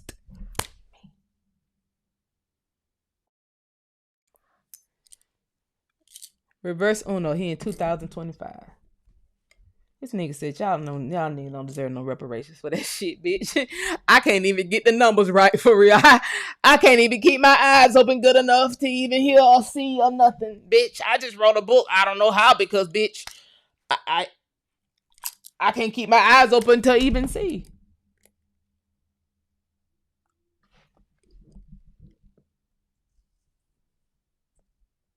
And see, it would make sense if he would have wasted all of his time making this Slave Voyages website so that those who was repeating this slavery narrative every day and having their platforms pushed out into the algorithm, having news articles written about them and the movement that they started, it would make sense if the good white man and the Russians who funded it would have said, this is to get the Negroes in America reparations. He said, nah, this is not to get used reparations. This is to revise your history so that we can stop giving you credit for everything you invented over here in America. This is to revise your history so that we can keep your commodities just a little while longer before you figure out that you have land. Because slaves, repeat after me, slaves could not own land. That's what they said. That's what they were saying when I got online, y'all. That's what they were saying when I got on here.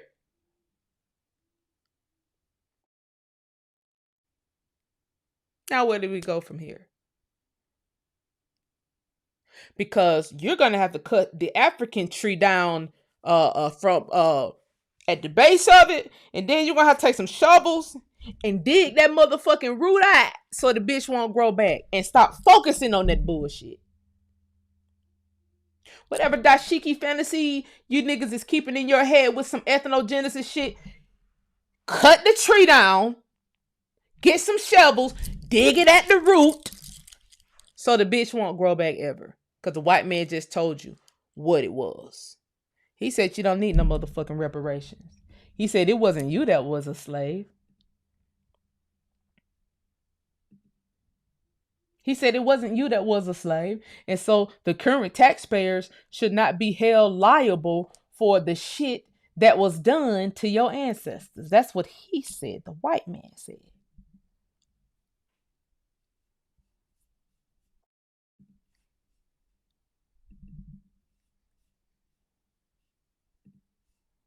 Wow.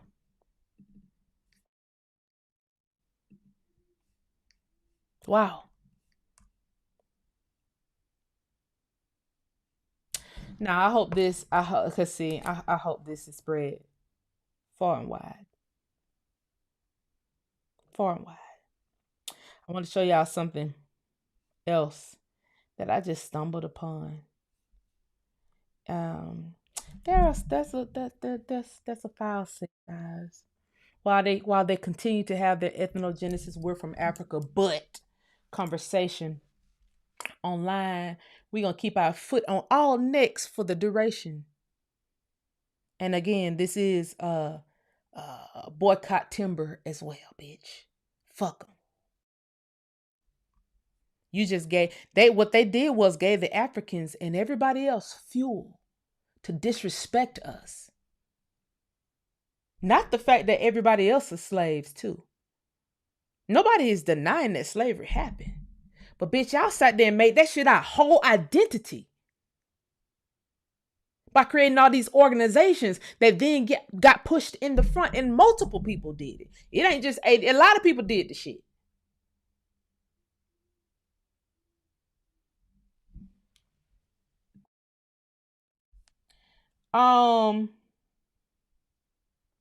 What I found was something very interesting by accident. I found something by accident the other day when I was on the line. I was looking for something. And then I found this airship case that I will be posting online. Let me show y'all. Let me show this. I found this airship case from one. And it was a whole file set, a huge fucking file set from 1912. Now, mind you, it's an airship case. Mind you, we was discussing land patents and we was discussing homestead and on the last video, and I was telling y'all, when you're dealing with homestead files, it's just a lot of paperwork to get versus when you're dealing with land patents and heirs property. You don't necessarily have to show these files in court, right? You don't have to even do all this. As long as you can get to that land patent, that's all you need. That's the title. All this other stuff is miscellaneous versus when you're dealing with homestead, you need all those files because you need to prove how did you get it back to the government? How did you prove to the government that you was actually farming this homestead, or you improved this homestead in order for us to write you the deed to this particular property, because you don't have the deed right off top, right? And then I just freaking stumbled upon some shit, y'all. So many fucking files, baby. From Creek oil leases in Oklahoma. Baby, when I say the jackpot, it was a file that said everybody Creek O through G leases from Lula Bolette to Oklahoma Oil Company. And then I followed the rabbit hole from the Oklahoma Oil Company and then just saw how they were just swiping land, right? They were just swiping land. And then what happened was then they start being canceled. And so I said, this goddamn, the world wars, during World War I, we supply oil for the Allies, right? For everybody. We did. People in Texas, people in Oklahoma, the Negroes in Louisiana, Arkansas, Southern Alabama, supply oil, right? The big gushers were in Oklahoma, right? And so they started, and it's still Indian territory, still all colors, darkies. They started swiping up this oil land from people, and people started disappearing. Now, mind you, they had a whole movie about it. But in the movie, they made it seem like it was these white Siberians that was getting killed for their oil land. But in this file set, these names get really Negro. And then in this file set, it got the actual cities. Then when you look up the history of the cities, it tells you it's a Negro city. There's one school here. It's a colored school. A colored church. And then World War II came. I mean, not even World War II. During World War I, you got the bombs dropping in Oklahoma as a part of World War I. Because they know where the oil at now. And then it's a big push for everybody else to come into Oklahoma. And then, see, that get wiped out of history when you start talking about, oh, niggas was just saying, no, what about these oil tycoons? And like this file set found me. It's a whole oil file set about how O through G was canceled, and then the people whose last names O through G started fighting. I mean, O through G was taken, and then people O through G started fighting like, whoa, nigga. Who took my what? See, I found this on the line. So I extracted all of the files that I could in this data set, and then I'm going to upload them back onto the line so that you all can see them. Now, my conclusion is all of this shit is supposed to be covered up some kind of way. Come hell or high water. You guys are not supposed to know anything. We aren't supposed to know any. If we would have left it up to the history books, we for damn sure would have known nothing about oil. They would have said one girl had oil or two people had oil. They wasn't going to say, oh, no, it was the Negroes that was actually controlling the oil. That's why they was the richest in the world. See, that get left out of our culture conversation for some reason. There was never a point in the history of the world where it was a group of Africans that was the richest on the planet. Never a point. They say one nigga over in Africa was very rich because he had oranges when oranges was from literally America. Now, I didn't even know how they made that make sense. But look, I didn't press the issue because I don't care enough. What I do care about is all these Negroes with this great culture, great families, great memories, who had oil money, who was wiped out of history. Our culture is oil, if anybody asks. See, it's certain parts of our culture that we need to get back to. That money. And see, a lot of people are thinking, well, that's going to ruffle the tables. Well, what the fuck? Who, nigga, they already gunning for you. They gonna gun for you either way. Either way. They don't like you either way. Whether you look into it or whether you don't look into it, they still don't like you. They still gonna say you're a slave. And this nigga just sat here and lied 30 times. Not one date was straight. Anyway, let me see. Make sure there ain't nothing else I want to tell y'all, because I know y'all got to go to bed. It's 12:04. I'm very sorry for having y'all up this late at night. I'm very sorry. My apologies. I know it's a spur of the moment live. I know it's late at night. I know it's late. I'm sorry. I'm gonna get y'all off here. I'm sorry. But baby, the files just fell in my lap the other day. Fell in my lap. Thank you so much for the super chat. Chief Basketball said, "Beauty is your name." I appreciate it. Thank you for hyping me up, making me feel great. I appreciate it. Thank you, Mr. Lionel. I appreciate that. Keep being that fire. Thank you so much. Thank you, Miss Jane. Said, "Thanks, Queen, for all that you do." I appreciate the support. I appreciate it. Thank you. Thank you, thank you, thank you. I appreciate it. I really do. I really do. Let's see. Thank you, Mr. The Transporter said black-eyed peas, butter beans, corn, wheat, pinto beans, rice, collards, turnips, mustards, greens all grow wild down here in Mississippi. So I'm confused, bitch. I'm confused too. My dad is currently growing it in red clay. They grow wild down here too in Georgia. I'm confused. We confused together, baby. We're confused together. And see, on the African, they comparing these dishes, and on the African side, all the dishes is like baby food mush, because you don't even have enough of it to make a full plate of greens. So you done mushed it up, added your goddamn toilet water, your dirty river water to mush it up to make it a puree, so it'll be enough to feed your village. Baby, we are not the same. Not. Baby, we ain't pureeing no collard greens to make it stretch. No. Transporter said the liars know the lie they told.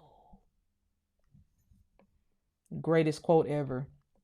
Why does he look like Smeagol, Lord of the Rings? Yeah, he looks that way because he been sitting there lying the whole time, baby. And the chickens have come home. Them black folks standing in front of his edge, just like this. He know what's up. He know what's up. He know what's up. Thank you so much, Denise Chandler. I appreciate it. Hey, Janice, how are you doing? You are an amazing young lady. I always look to you, see if you're live. Thank you for everything. I want to ask if you've got to my name yet on Air's property. I will be getting there soon. I don't know how far you are down the line. I got about 21 people left. 21 people left. If 20 or 21 people left, I know. But that's not a lot for me. That's not a lot at all for me. So I'm not too far off. I'm not too far off. Thank you, thank you, thank you for your super chat. Look out for your emails. I have been emailing people. Look out for your emails. Orders have been going out. Just keep check with your email, okay? And I'm sending it from hello@helloplants.com, so it's not coming from Janice. So it could be going into your spam, but just keep check on your emails. Thank you, Retta Kunde, for the super chat. Powerful research and exposure, my sister. Thank you so much. I appreciate it. Yes, indeed. Like I said, the video of this guy, I mean, he might as well have not even did it. I wouldn't even did the live. They're better off just pulling the live down. That's why I said I feel like they're gonna pull it down. That's why I wanted to get on here and put it on my screen. See, you can pull it down, but it'll still be on my video. I still got it archived. I'm an archivist. I had to keep that. And I wanted you all to see it with your own eyes. This nigga said, we don't even need reparations. Well, why you built that stupid ass website then? What was your point? What the fuck was your point?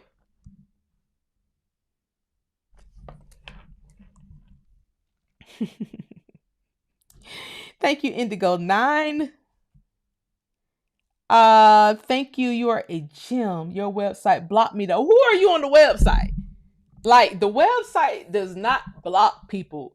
You're signed in. You just don't know that you're signed. The only time that website block people, or I block people, is if they're putting in some kind of weird code or some kind of they're trying to add some kind of software or something to the site that's malicious, like malware or some kind of Trojan. It'll automatically block you then. Or if you're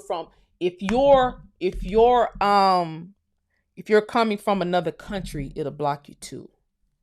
If you're coming from another country, you will be blocked on the website. So if you have a VPN on your computer, you're getting blocked. It's going to block you. Because a lot of times the people who are trying to do malicious things, we got to keep the site protected. We got to keep the integrity of the site protected. We have to keep the people protected on the site. You got to think this is a membership site. We have to keep a lot of safety parameters in place to make sure that nothing is compromised. We are dealing with federal records, baby. I am not getting in trouble about no shit happening, no record. Not me. Not nobody about to get me in trouble about nothing. Okay? Okay? We're currently the only black, Negro colored darky company. Not even it ain't even a company yet. I'm about to turn it into a company. I got to look like I'm gonna have to. Because I'm probably gonna have to pay taxes on it. I didn't even think about that until way after the fact. But we're the only people currently with the database. So they already told me the parameters around this stuff. I cannot alter what they've put into their database unless I signed a certain waiver where I'm sitting there editing files, and I don't edit files and re-upload them. That's not what I do. I pull files and re-upload. I don't pull, edit, and re-upload. So if somebody hack it to our site and try to do something weird where they pull in and they done found a way to re-upload them back into the government system, I just don't want to deal with none of that. So people get blocked for safety parameters. A lot of times you're not blocked. You just got to refresh your screen. You just got to refresh your screen. A lot of times you're not blocked. Okay. I'm gonna email you just to bring my film search to the recents. But yeah, you can use the if I've already been in contact with you, you can use Janice at Hello Plants. But for the people who I have, I switched over back to, because it's easier for me to manage because I can comment directly from the order. So yeah, you're not blocked. Just refresh your screen and just go in straight. Just go in straight. Hold on, let me show you. Let me show you.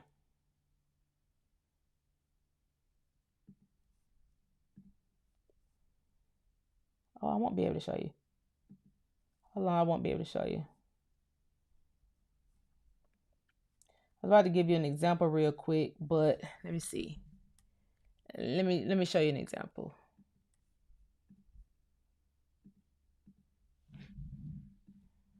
Oh.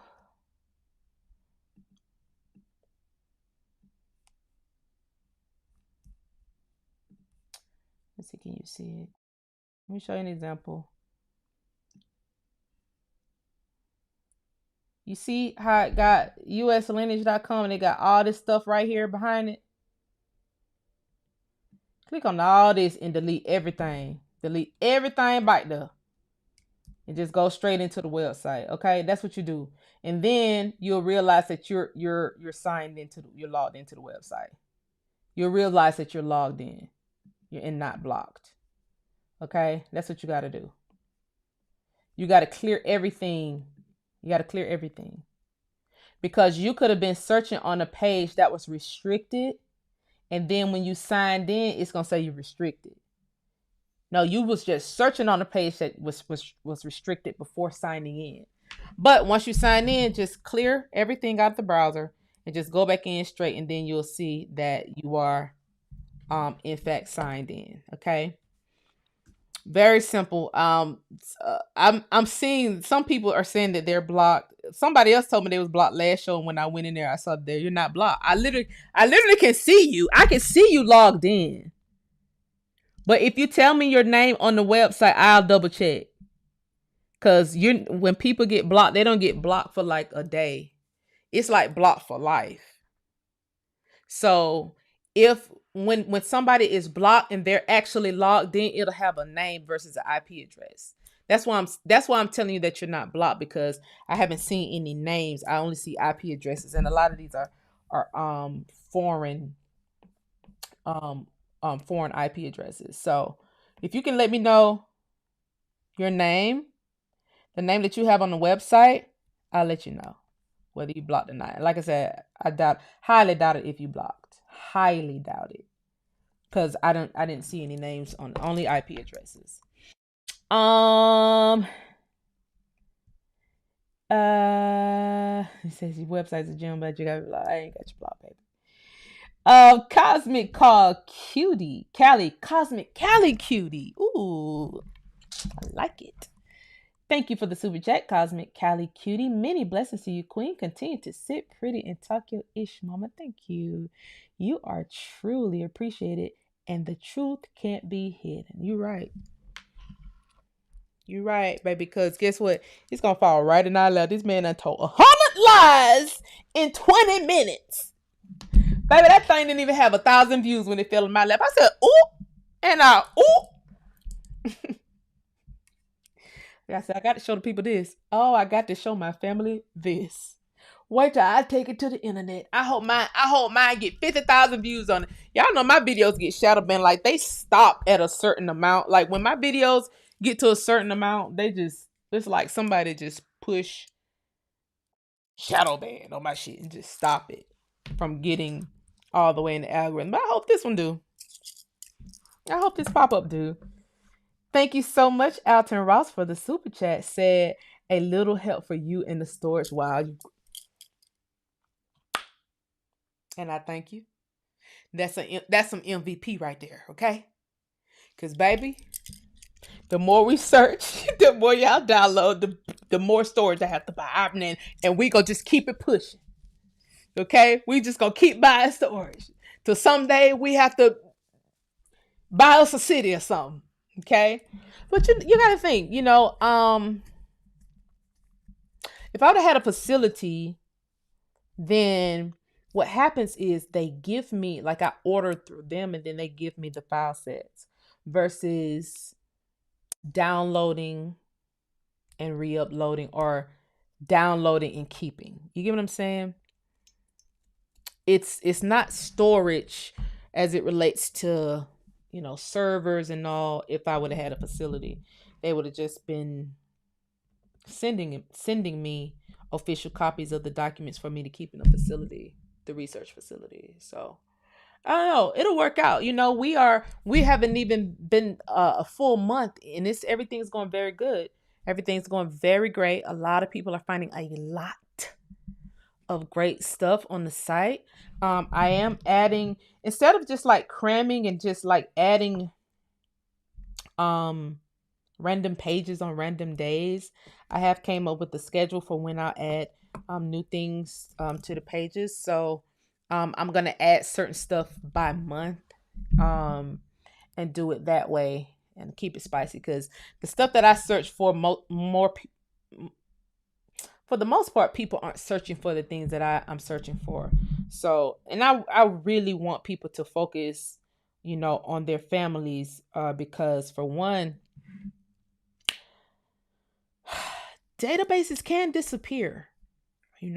Right now we're pulling from a couple of databases. We're pulling from a database that I already had. We're pulling from Ancestry database. We're pulling from Fold 3 database. We're pulling from the National Archives database. We are about to pull from one foreign database. I'm just trying to see how that's going to, whether that's going to affect us. Now that's where that census block on the website come in at. But we're gonna keep it pushing. We're gonna see what I want to make sure that I don't do, just for the record.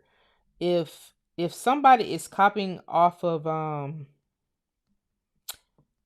National Archives database, which is the underground database in the caves, I want to make sure that I don't repeat that database. So for instance, Ancestry could have they could have had these oral records on Ancestry, but they're not going to have them there.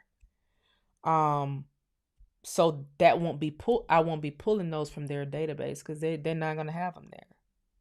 They're not going to show them even on their website, because they are really tailoring what they show to people. And I don't think it's fair, because Ancestry costs a lot of money for them to just give you vital statistics and a couple of other records sparingly. I don't know. I just feel like they know it's us that's searching for them, and I think sometimes people can collude together and say, okay, well, this is what we're going to show.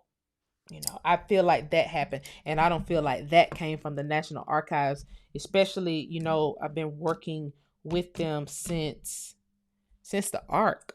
I've been working with them since then.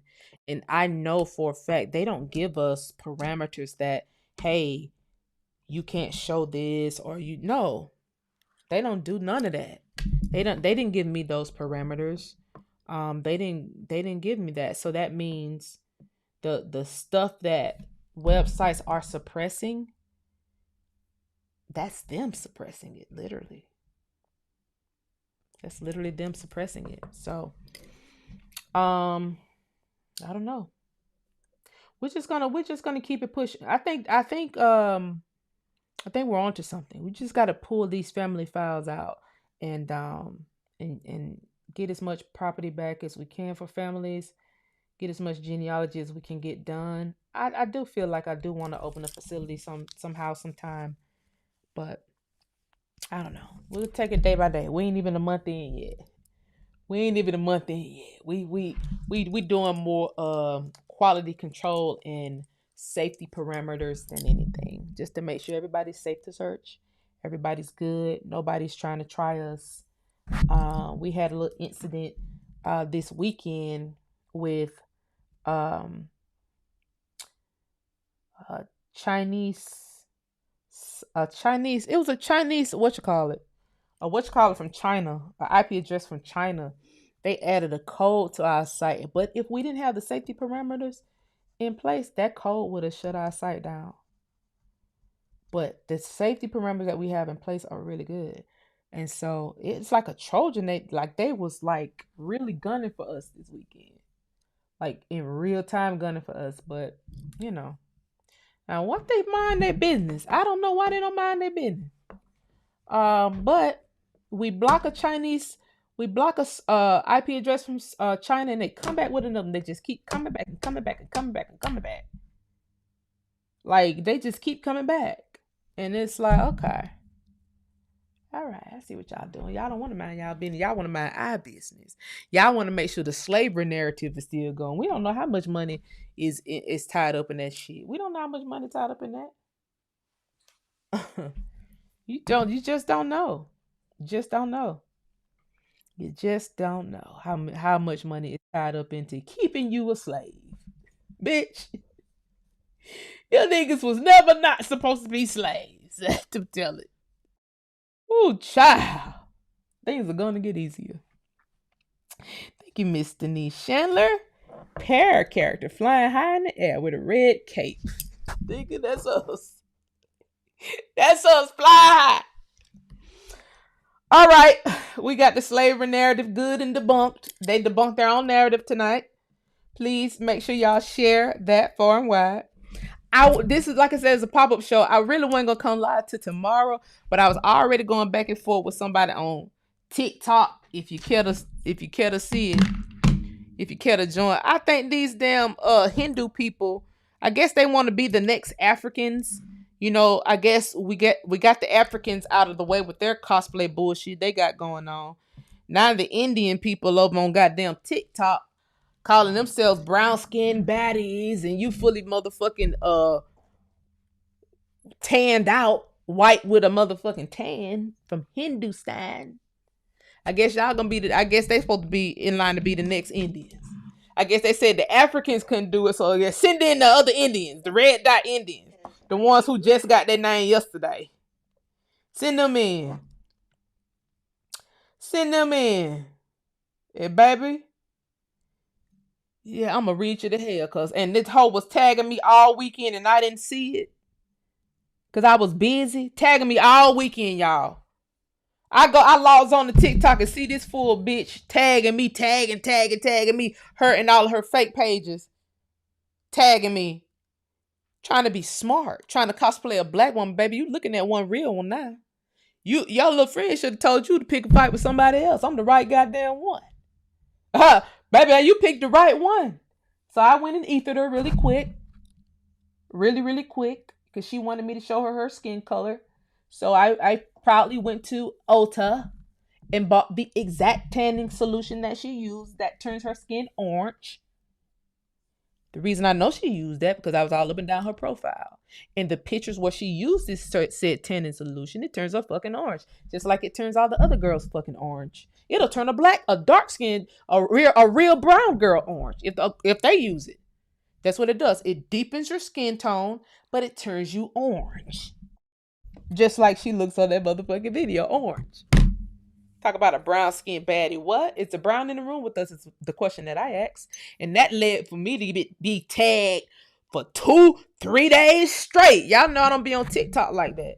I go on TikTok and I go off TikTok. But when I go on TikTok, you got a damn video that done went damn viral. Talk about, oh, you must be from America. Oh, I get it. Like the education system here. So, bitch, you grew up in a village. Let's be clear. It's these village bitches that's complaining about America's schools. Ma'am, y'all didn't even have no tissue in the village you grew up in, and y'all niggas over there cooking with your feet over in India. Moreover, you got cousins and shit over there getting bombed currently. You should be focused on that, not tagging me all weekend in some bullshit that you think funny, that you didn't know I was gonna come back to the internet and eat for your ass when I saw it. You didn't go down my page and do your research good enough. You should have known I was gonna go off on your ass. That niggas over there cooking with your feet on the side of the street. I don't trust nothing no goddamn red dot Indian tell me. Girl. Yeah, you should have learned your motherfucking colors in your village, ho. Now I got to go off on you. When you thought you was going off on me using the jokes from my culture. Girl. Somebody quickly. I said, I got you quickly. I'll be calling Ice in the morning. I already put her on my schedule. See, this is September, bitch. It's nothing changed for me. I'm still calling Ice on bitches. I actually got a schedule. I started that at the middle of last month. I got a schedule for bitches I see online doing certain shit. I put their ass right on the schedule. And I call Ice on the schedule. I report shit on the schedule. Fuck them. I don't give a fuck. I don't. Any fuck that I had left, it don't go to nobody else's race but mine. And that's where I am with it. Especially not no goddamn red dot. A red dot ain't never did shit for me or my people, but came over here and stole our goddamn gas stations and stole our motherfucking name because y'all know y'all wasn't Indians until way, way after the fact, the damn 60s, 50s or some shit. That's why I call her Hindu on the video, bitch. You're Hindu. Thank you for the super chat. Miss Ruby 11 said, thank you. You honor our ancestors. If you start doing lineage research again, please let me know. What? You was blocked too? But yeah, refresh it. Yeah, you said, but I refresh it. Yeah. You are a blessing. Your spirit is pure. You were sent and you are protected. Thank you so much. I appreciate it, Miss Ruby. Thank you, thank you, thank you. Yeah, refresh your screen. Because you restricted does not mean blocked. Blocked, you won't see nothing. If you see something that say restricted, you're not blocked. If you see something that say nothing, you're blocked. If you go to US lineage and that bitch don't even come up, that's how you know you're blocked. You got to turn the VPN off of your computer and then it should pop back up. Alton Russ, thank you so much. You got the most dangerous sight to the powerful establishment ever. You are a treasure and need all the protection. Thank you so much, Alton Russ. I appreciate it. Look, hey, I think so. Cause when it's like, okay, this file set that I just pulled out, the files exist. It's just up to the researchers to find them, right? That's how I knew this slave voyages was some bullshit. That's how I knew it was some bullshit because y'all don't have them files, baby. We've been looking in particular. I have been looking for those slave records for a long time. The ones that I'm pulling out are domestic. That's what I'm saying. They sat here and lied and made all that shit up. They literally sat there and lied and made all that shit up, man. And to me, that's sick. I'm sorry. That's sick to me. It's sick. And even when you pull up African slave trade records and you actually look at the records, a lot of them be domestic. And if you know how to read records, you can see the ports coming and going. So let me do it live. Let's do it live.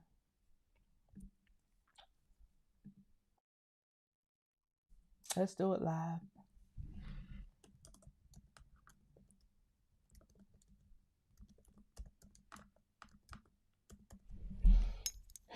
African slave trade.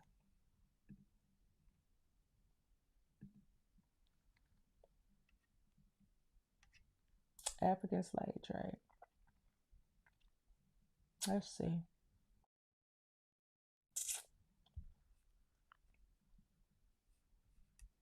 You see that? Hold on, let me remove this.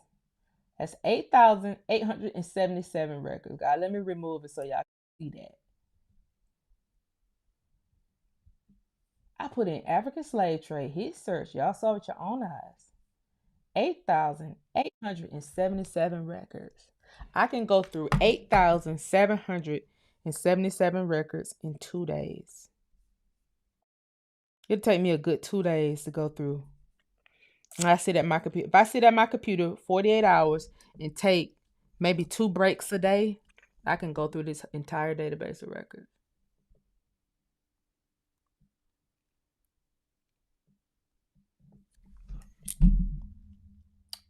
And that's the part.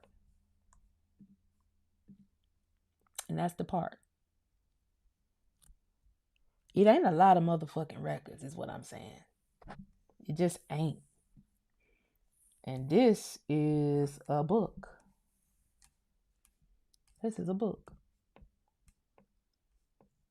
So you got to think. I mean, so what the fuck did you find? What the fuck did you find 40,000 files? You didn't find that. You made that shit up. What the hell did you get 12.5 million on 30,000 voyages? You cannot even divide that and come up with a good number. All them motherfuckers is dead. That means you would have to have them boats loaded. Loaded with by 800 people, 800 to 3,000 people per boat. And this is a goddamn book. Who wrote the book? Ain't no motherfucker telling who wrote the book. Let me see. It says best possible image. Okay, I would have to download that to see, because I can't even do it Dublin. Upper Sackville Street. 1863. It's way after the goddamn slave trade. And you know what this could be about? This could be about the actual African boats that the had off the coast of Africa during the Civil War. You don't know what this shit is about. I ain't never read this book. I ain't never been interested in reading no shit like this. If y'all don't have no files in this bitch, and this bitch is not concrete evidence, I would have to see the census files. I would have to see the actual manifest, not no goddamn book. I want to see the actual manifest. Shit, I can write a damn book. Man, ain't no manifest in here. I want to see the boat manifest, because all boat manifests exist. If you're going to talk about a slave trade, any nigga can put a book. All books, every book that's written is supposed to go through the Library of Congress. Especially back in these days. It don't matter who wrote the book, whether it was propaganda or not. The shit going through the Library of Congress. Now, when we do our ISBNs for our books these days, we have to submit our books to the Library of Congress versus back in the day, your books automatic. When your books left that print shop, the Library of Congress got a copy of it. You know, so that file was likely pulled from the Library of Congress data set where niggas was writing books. It's a lot of propaganda material in there from the World Wars, but it's housed at the Library of Congress. We pull from their files too. It's a lot of books on the website. It's a lot of videos. It's a lot of shit on the website. We pull from all of those databases. That's what I'm saying. You niggas can't show me these records, baby. I ain't interested in it. Baby, I need to see the facts. I know how to read a goddamn ship manifest, a boat manifest. I know how to read that, baby. Show me that. Don't show me all the books you niggas wrote.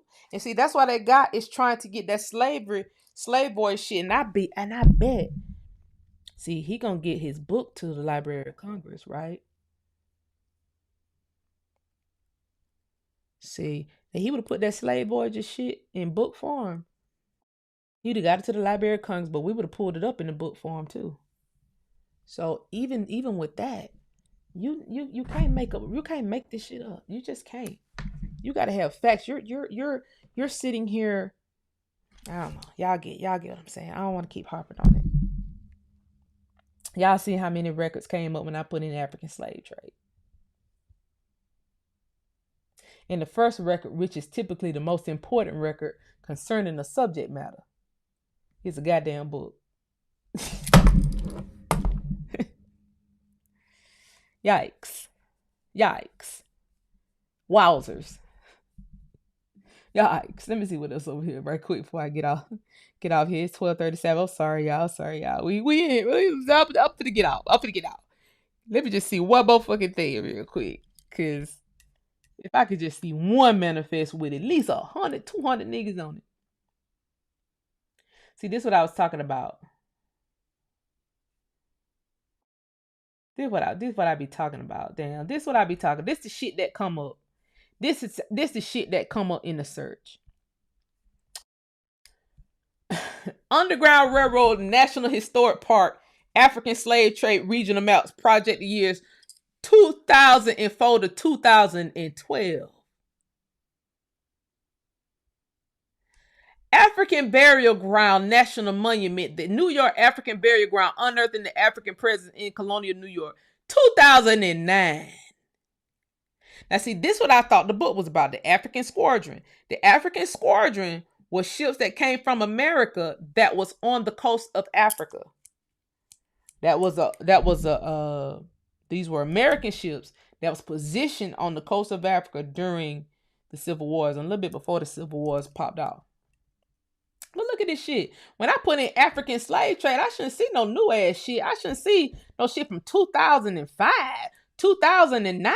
Look at this shit.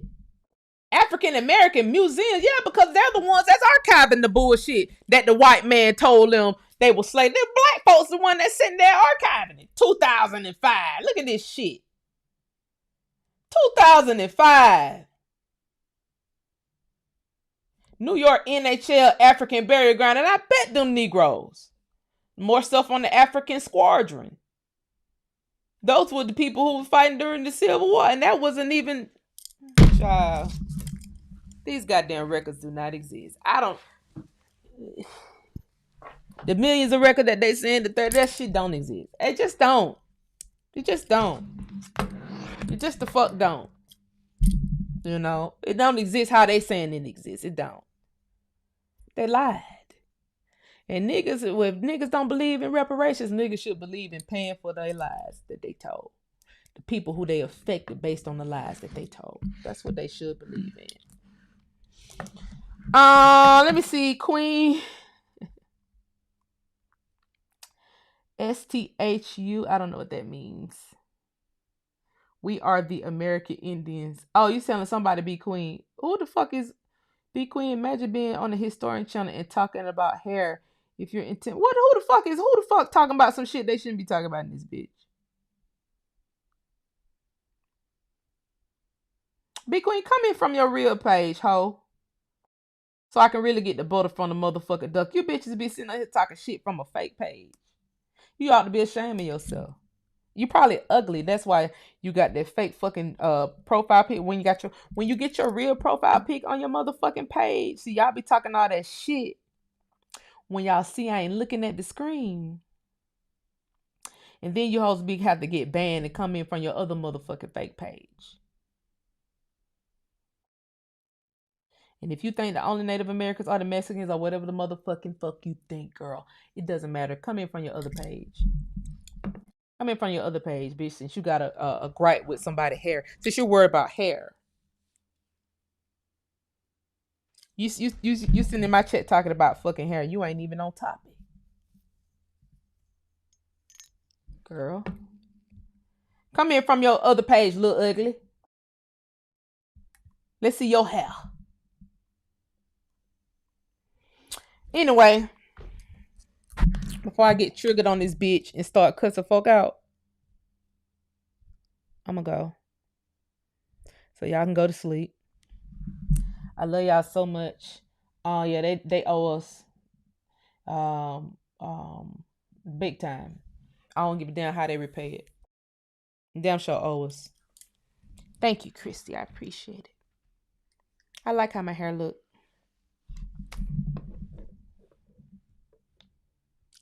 That must be that Queen Quiet lady from that Gullah tribe. They've been coming after me ever since I pulled out those Riceboro files off the coast of Georgia in that Gual off the Ogeechee River. They've been mad ever since then, y'all. I don't give a fuck, bitch. Give a fuck about y'all being mad. I never gave a fuck. You niggas should learn history before you come on a real historian channel talking shit. I don't know what y'all think this is. I'm not a TikTok historian, bitch. This is long form content. This is not no 10-second clip, bitch. I'm not reading no script. You niggas don't see me reading no screen. A lot of these motherfuckers be sitting here reading screen. You see their eyes going left or right. They be sitting here looking like they talking directly to y'all. They have a whole fucking backdrop of shit they reading. And you watch them bitches. Their eyes going left or right. Y'all ain't see me on this bitch near time eyes going left or right. I don't have to practice this shit. I don't have to do that. I don't have to read no prompter to tell me what to say. I really know history. Bitch sitting on here talking about shit that she ain't supposed. That's that Queen Quiet lady. You nigga been pissed off ever since I said that shit about the Gullah. They pissed off, y'all. They so pissed. Cause now what you gonna do? Now where you gonna go? You got people already reposting the Riceboro stuff on TikTok. You already got people reposting the Riceboro stuff on Facebook. Like, no, cause look at the Riceboro. I was so proud. It was a whole comment. It was a whole post about the Gullah Geechee, the African Gullah Geechee, because they're actually paying for ads on Facebook to run this Gullah Geechee and African narrative. And I was so proud reading them goddamn comments. That was earlier today. Reading the comments of people ethering their ass in the comments. Well, what about the Gullah Geechees off the Ogeechee River? What about the Gual? What about Riceboro, Georgia? People are under these posts going in. I didn't even have to comment because they're already doing it. Eating their ass up. Now what you gonna say? Oh, well, what had happened was, I don't know what had happened was us, nigga. Y'all niggas ain't no rights in Africa today. Y'all got to spend a whole nother narrative and find another tribe to do that bullshit too. That's what they're going. I guess they're gonna go down to Florida and do it with the Timikins next. That's they have nowhere to go. So all her little cronies are trying to come after me, and because they're mad, bitch. I don't give a damn about y'all niggas being mad. I don't care. I don't give a fuck. I never did. Go find somebody that give a fuck. It ain't me.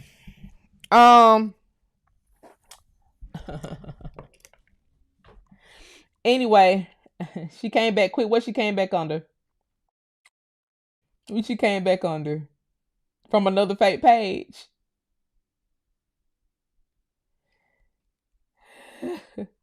She came back from another page. Go, baby. You will get blocked again till you come back from the page where we can see your motherfucking face. Thank you, Moesha. I appreciate that. Appreciate that. I don't talk about my family on here anymore. Look, I don't know. DJ Biggs. Who's DJ Biggs? You done said some bullshit in my chat because you knew. I don't know. Let me go on ban. Who need to be banned before we get off here? Because I don't want to see y'all motherfuckers no more this week. Because I will be back on this bitch. I don't have time to play no games with y'all. If y'all want to learn some goddamn history lesson, go to somebody else's page. Who do I need to ban before we get off? Yeah, I saw that Trump about to use HUD to evict all the illegal aliens. I appreciate it. Get them on the fuck up out of here. Hell, we can't even get our people who need help. Our homeless people on the street can't even get houses because these niggas taking up everything. Get them the fuck up out of here. I appreciate it. Q Baby and DJ Biggs, you're blocked. You're banned. Comment on your real page. Q Baby in here clapping hands. Y'all say she need to be banned too? Q Baby, you in this bitch acting up. This ain't the wrong. This the wrong chat for you, bitch. We cuss people the fuck out. We cuss people into suicide. It is uslineage.com. We cuss your ass into suicide. That's what we do. And be like, we ain't heard from her no more. Yeah, cause shit. We told her about herself. You know, we gave her a mirror to look in, and now she's dead. She just couldn't handle the pressure, and they found her suicided.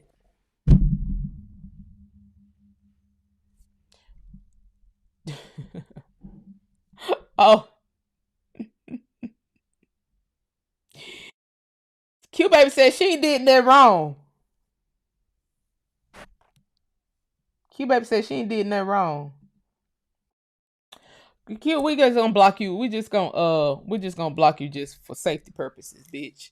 We're gonna block you for safety purposes. Come in from another page. You got banned for safety purposes, ho. We don't fucking know. You ain't never seen no super chat or nothing. The chat said block you, you blocked. I don't give a fuck. I mean, we don't got time to waste to try to figure out whether Q Baby need to be fucking banned. You're banned. You're banned. I'm sorry. I don't got time to be trying to figure this shit out. The chat said ban Q Baby. Q Baby got banned. I don't fucking know. Come in from another page. Y'all need to be having about 25, 30, 80 pages anyway.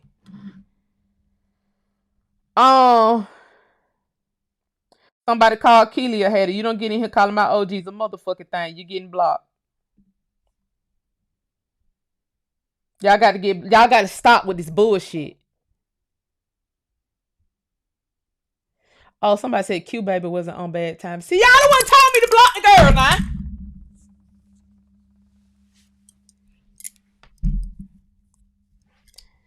Somebody said Q. Oh, shit.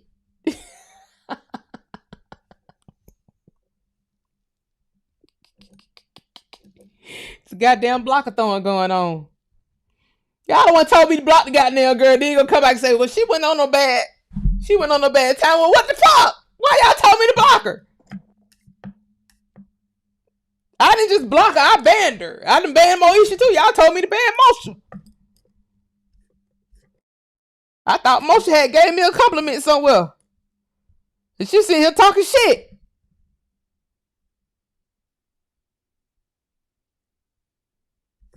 God damn. Now come in from your real page, y'all. Shit. Moesha already banned, so y'all ain't got to even ask if she got even any problems. Yeah, just casualty of war, bitch. That's it. Casualty of war. I don't fucking know. They said block you. I blocked you. The OG spoke. Did they misspeak? I don't fucking know. I don't got time to figure it out. We got bigger fish to fry. Well, Sharif is taking up for DJ Biggs and the other person. I don't know. He said neither one of them. I don't fucking know. I don't got time to figure that out. I just showed y'all a set of oil file I just found. I don't give a fuck about none of that shit. I want to see who all land they took, who had oil up under the land, so these families can start getting some shit back. That's what I care about currently. That shit has been on the back of my mind since I found that file. I said, well, damn, who was O through G? Who was fighting what surnames is from O through G?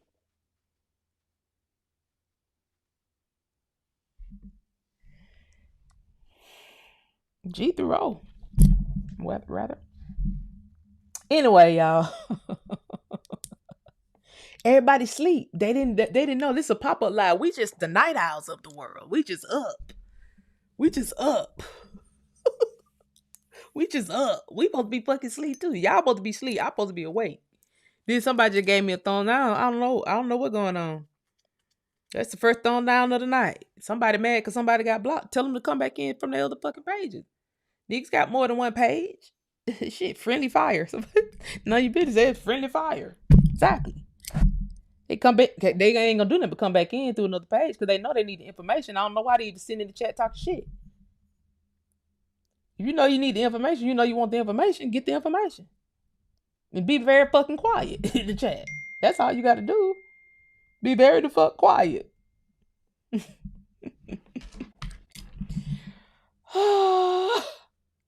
Somebody said, how did I get scalped for no reason? Oh, somebody back. Okay, dreamy eyed girl. You must have one of the ones that I just blocked. Okay, thank you for coming back. All right, she came back.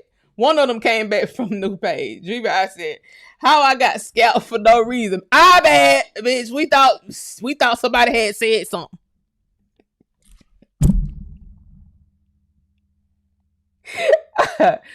I bad now. We just blocked folk real quick up here. We got short attention span. Look, it's a lot going on, girl. Fuck. It's a lot going on. People acting up, people talking about we slaves. They talking about they're brown. And bitch, if you're brown and you're clearly motherfucking white with tanning lotion, if you're brown, then what are the brown girls? Charcoal is giving Christopher Columbus.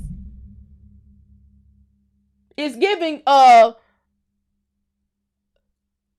destroy all the brown skinned people, the dark skinned people.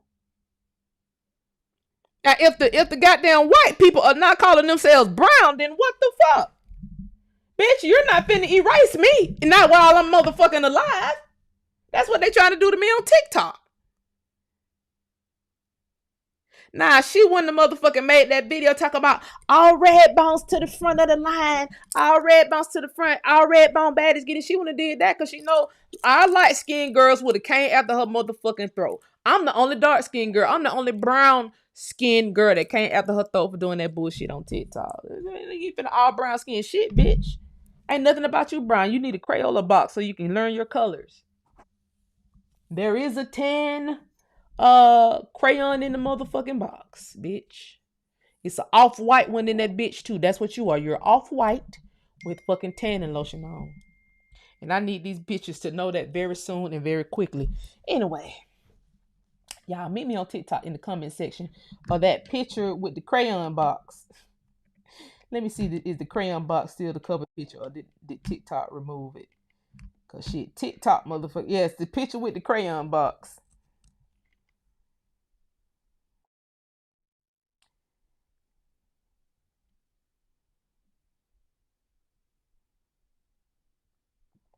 It's the picture with the crayon box.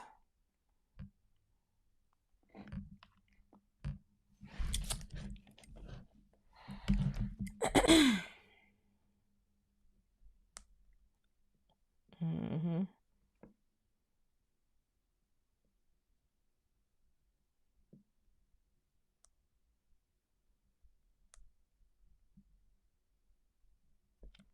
Picture with the crayon. Let me find one of these uglies, little uglies, right quick.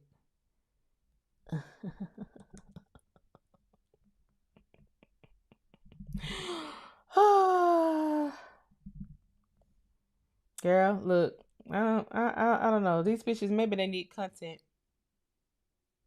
I don't know. Maybe they need content. Maybe they need content. Ew. These girls are so ugly. Oh my God. Who are these girls? She got her little friends coming in on my post. Who the fuck is these? Does she look African? Let me get out this damn. Let me get off here, child. Let me get out here and go off on these folks real quick. Tagging me in all this bullshit. Tagging me in all that bullshit. Anyway, y'all go to bed. For one, y'all need to go to bed. Okay, y'all behind the bed. And let me take this off screen. Girl, welcome back to the chat. Dreaming. All right, girl. Welcome back to the chat. I'm about to go. I'll see y'all later on this week. For all my clients, check your spam. hello@helloplanes.com. I'm replying directly to some of your orders with questions because some people ordered genealogy, but it's under land. So I need to iron that out. So I'll be emailing you guys and asking questions. Anyway, I love y'all. I love y'all. Who is with the red bone? The girl ain't even red. The girl orange. She's an orange bone.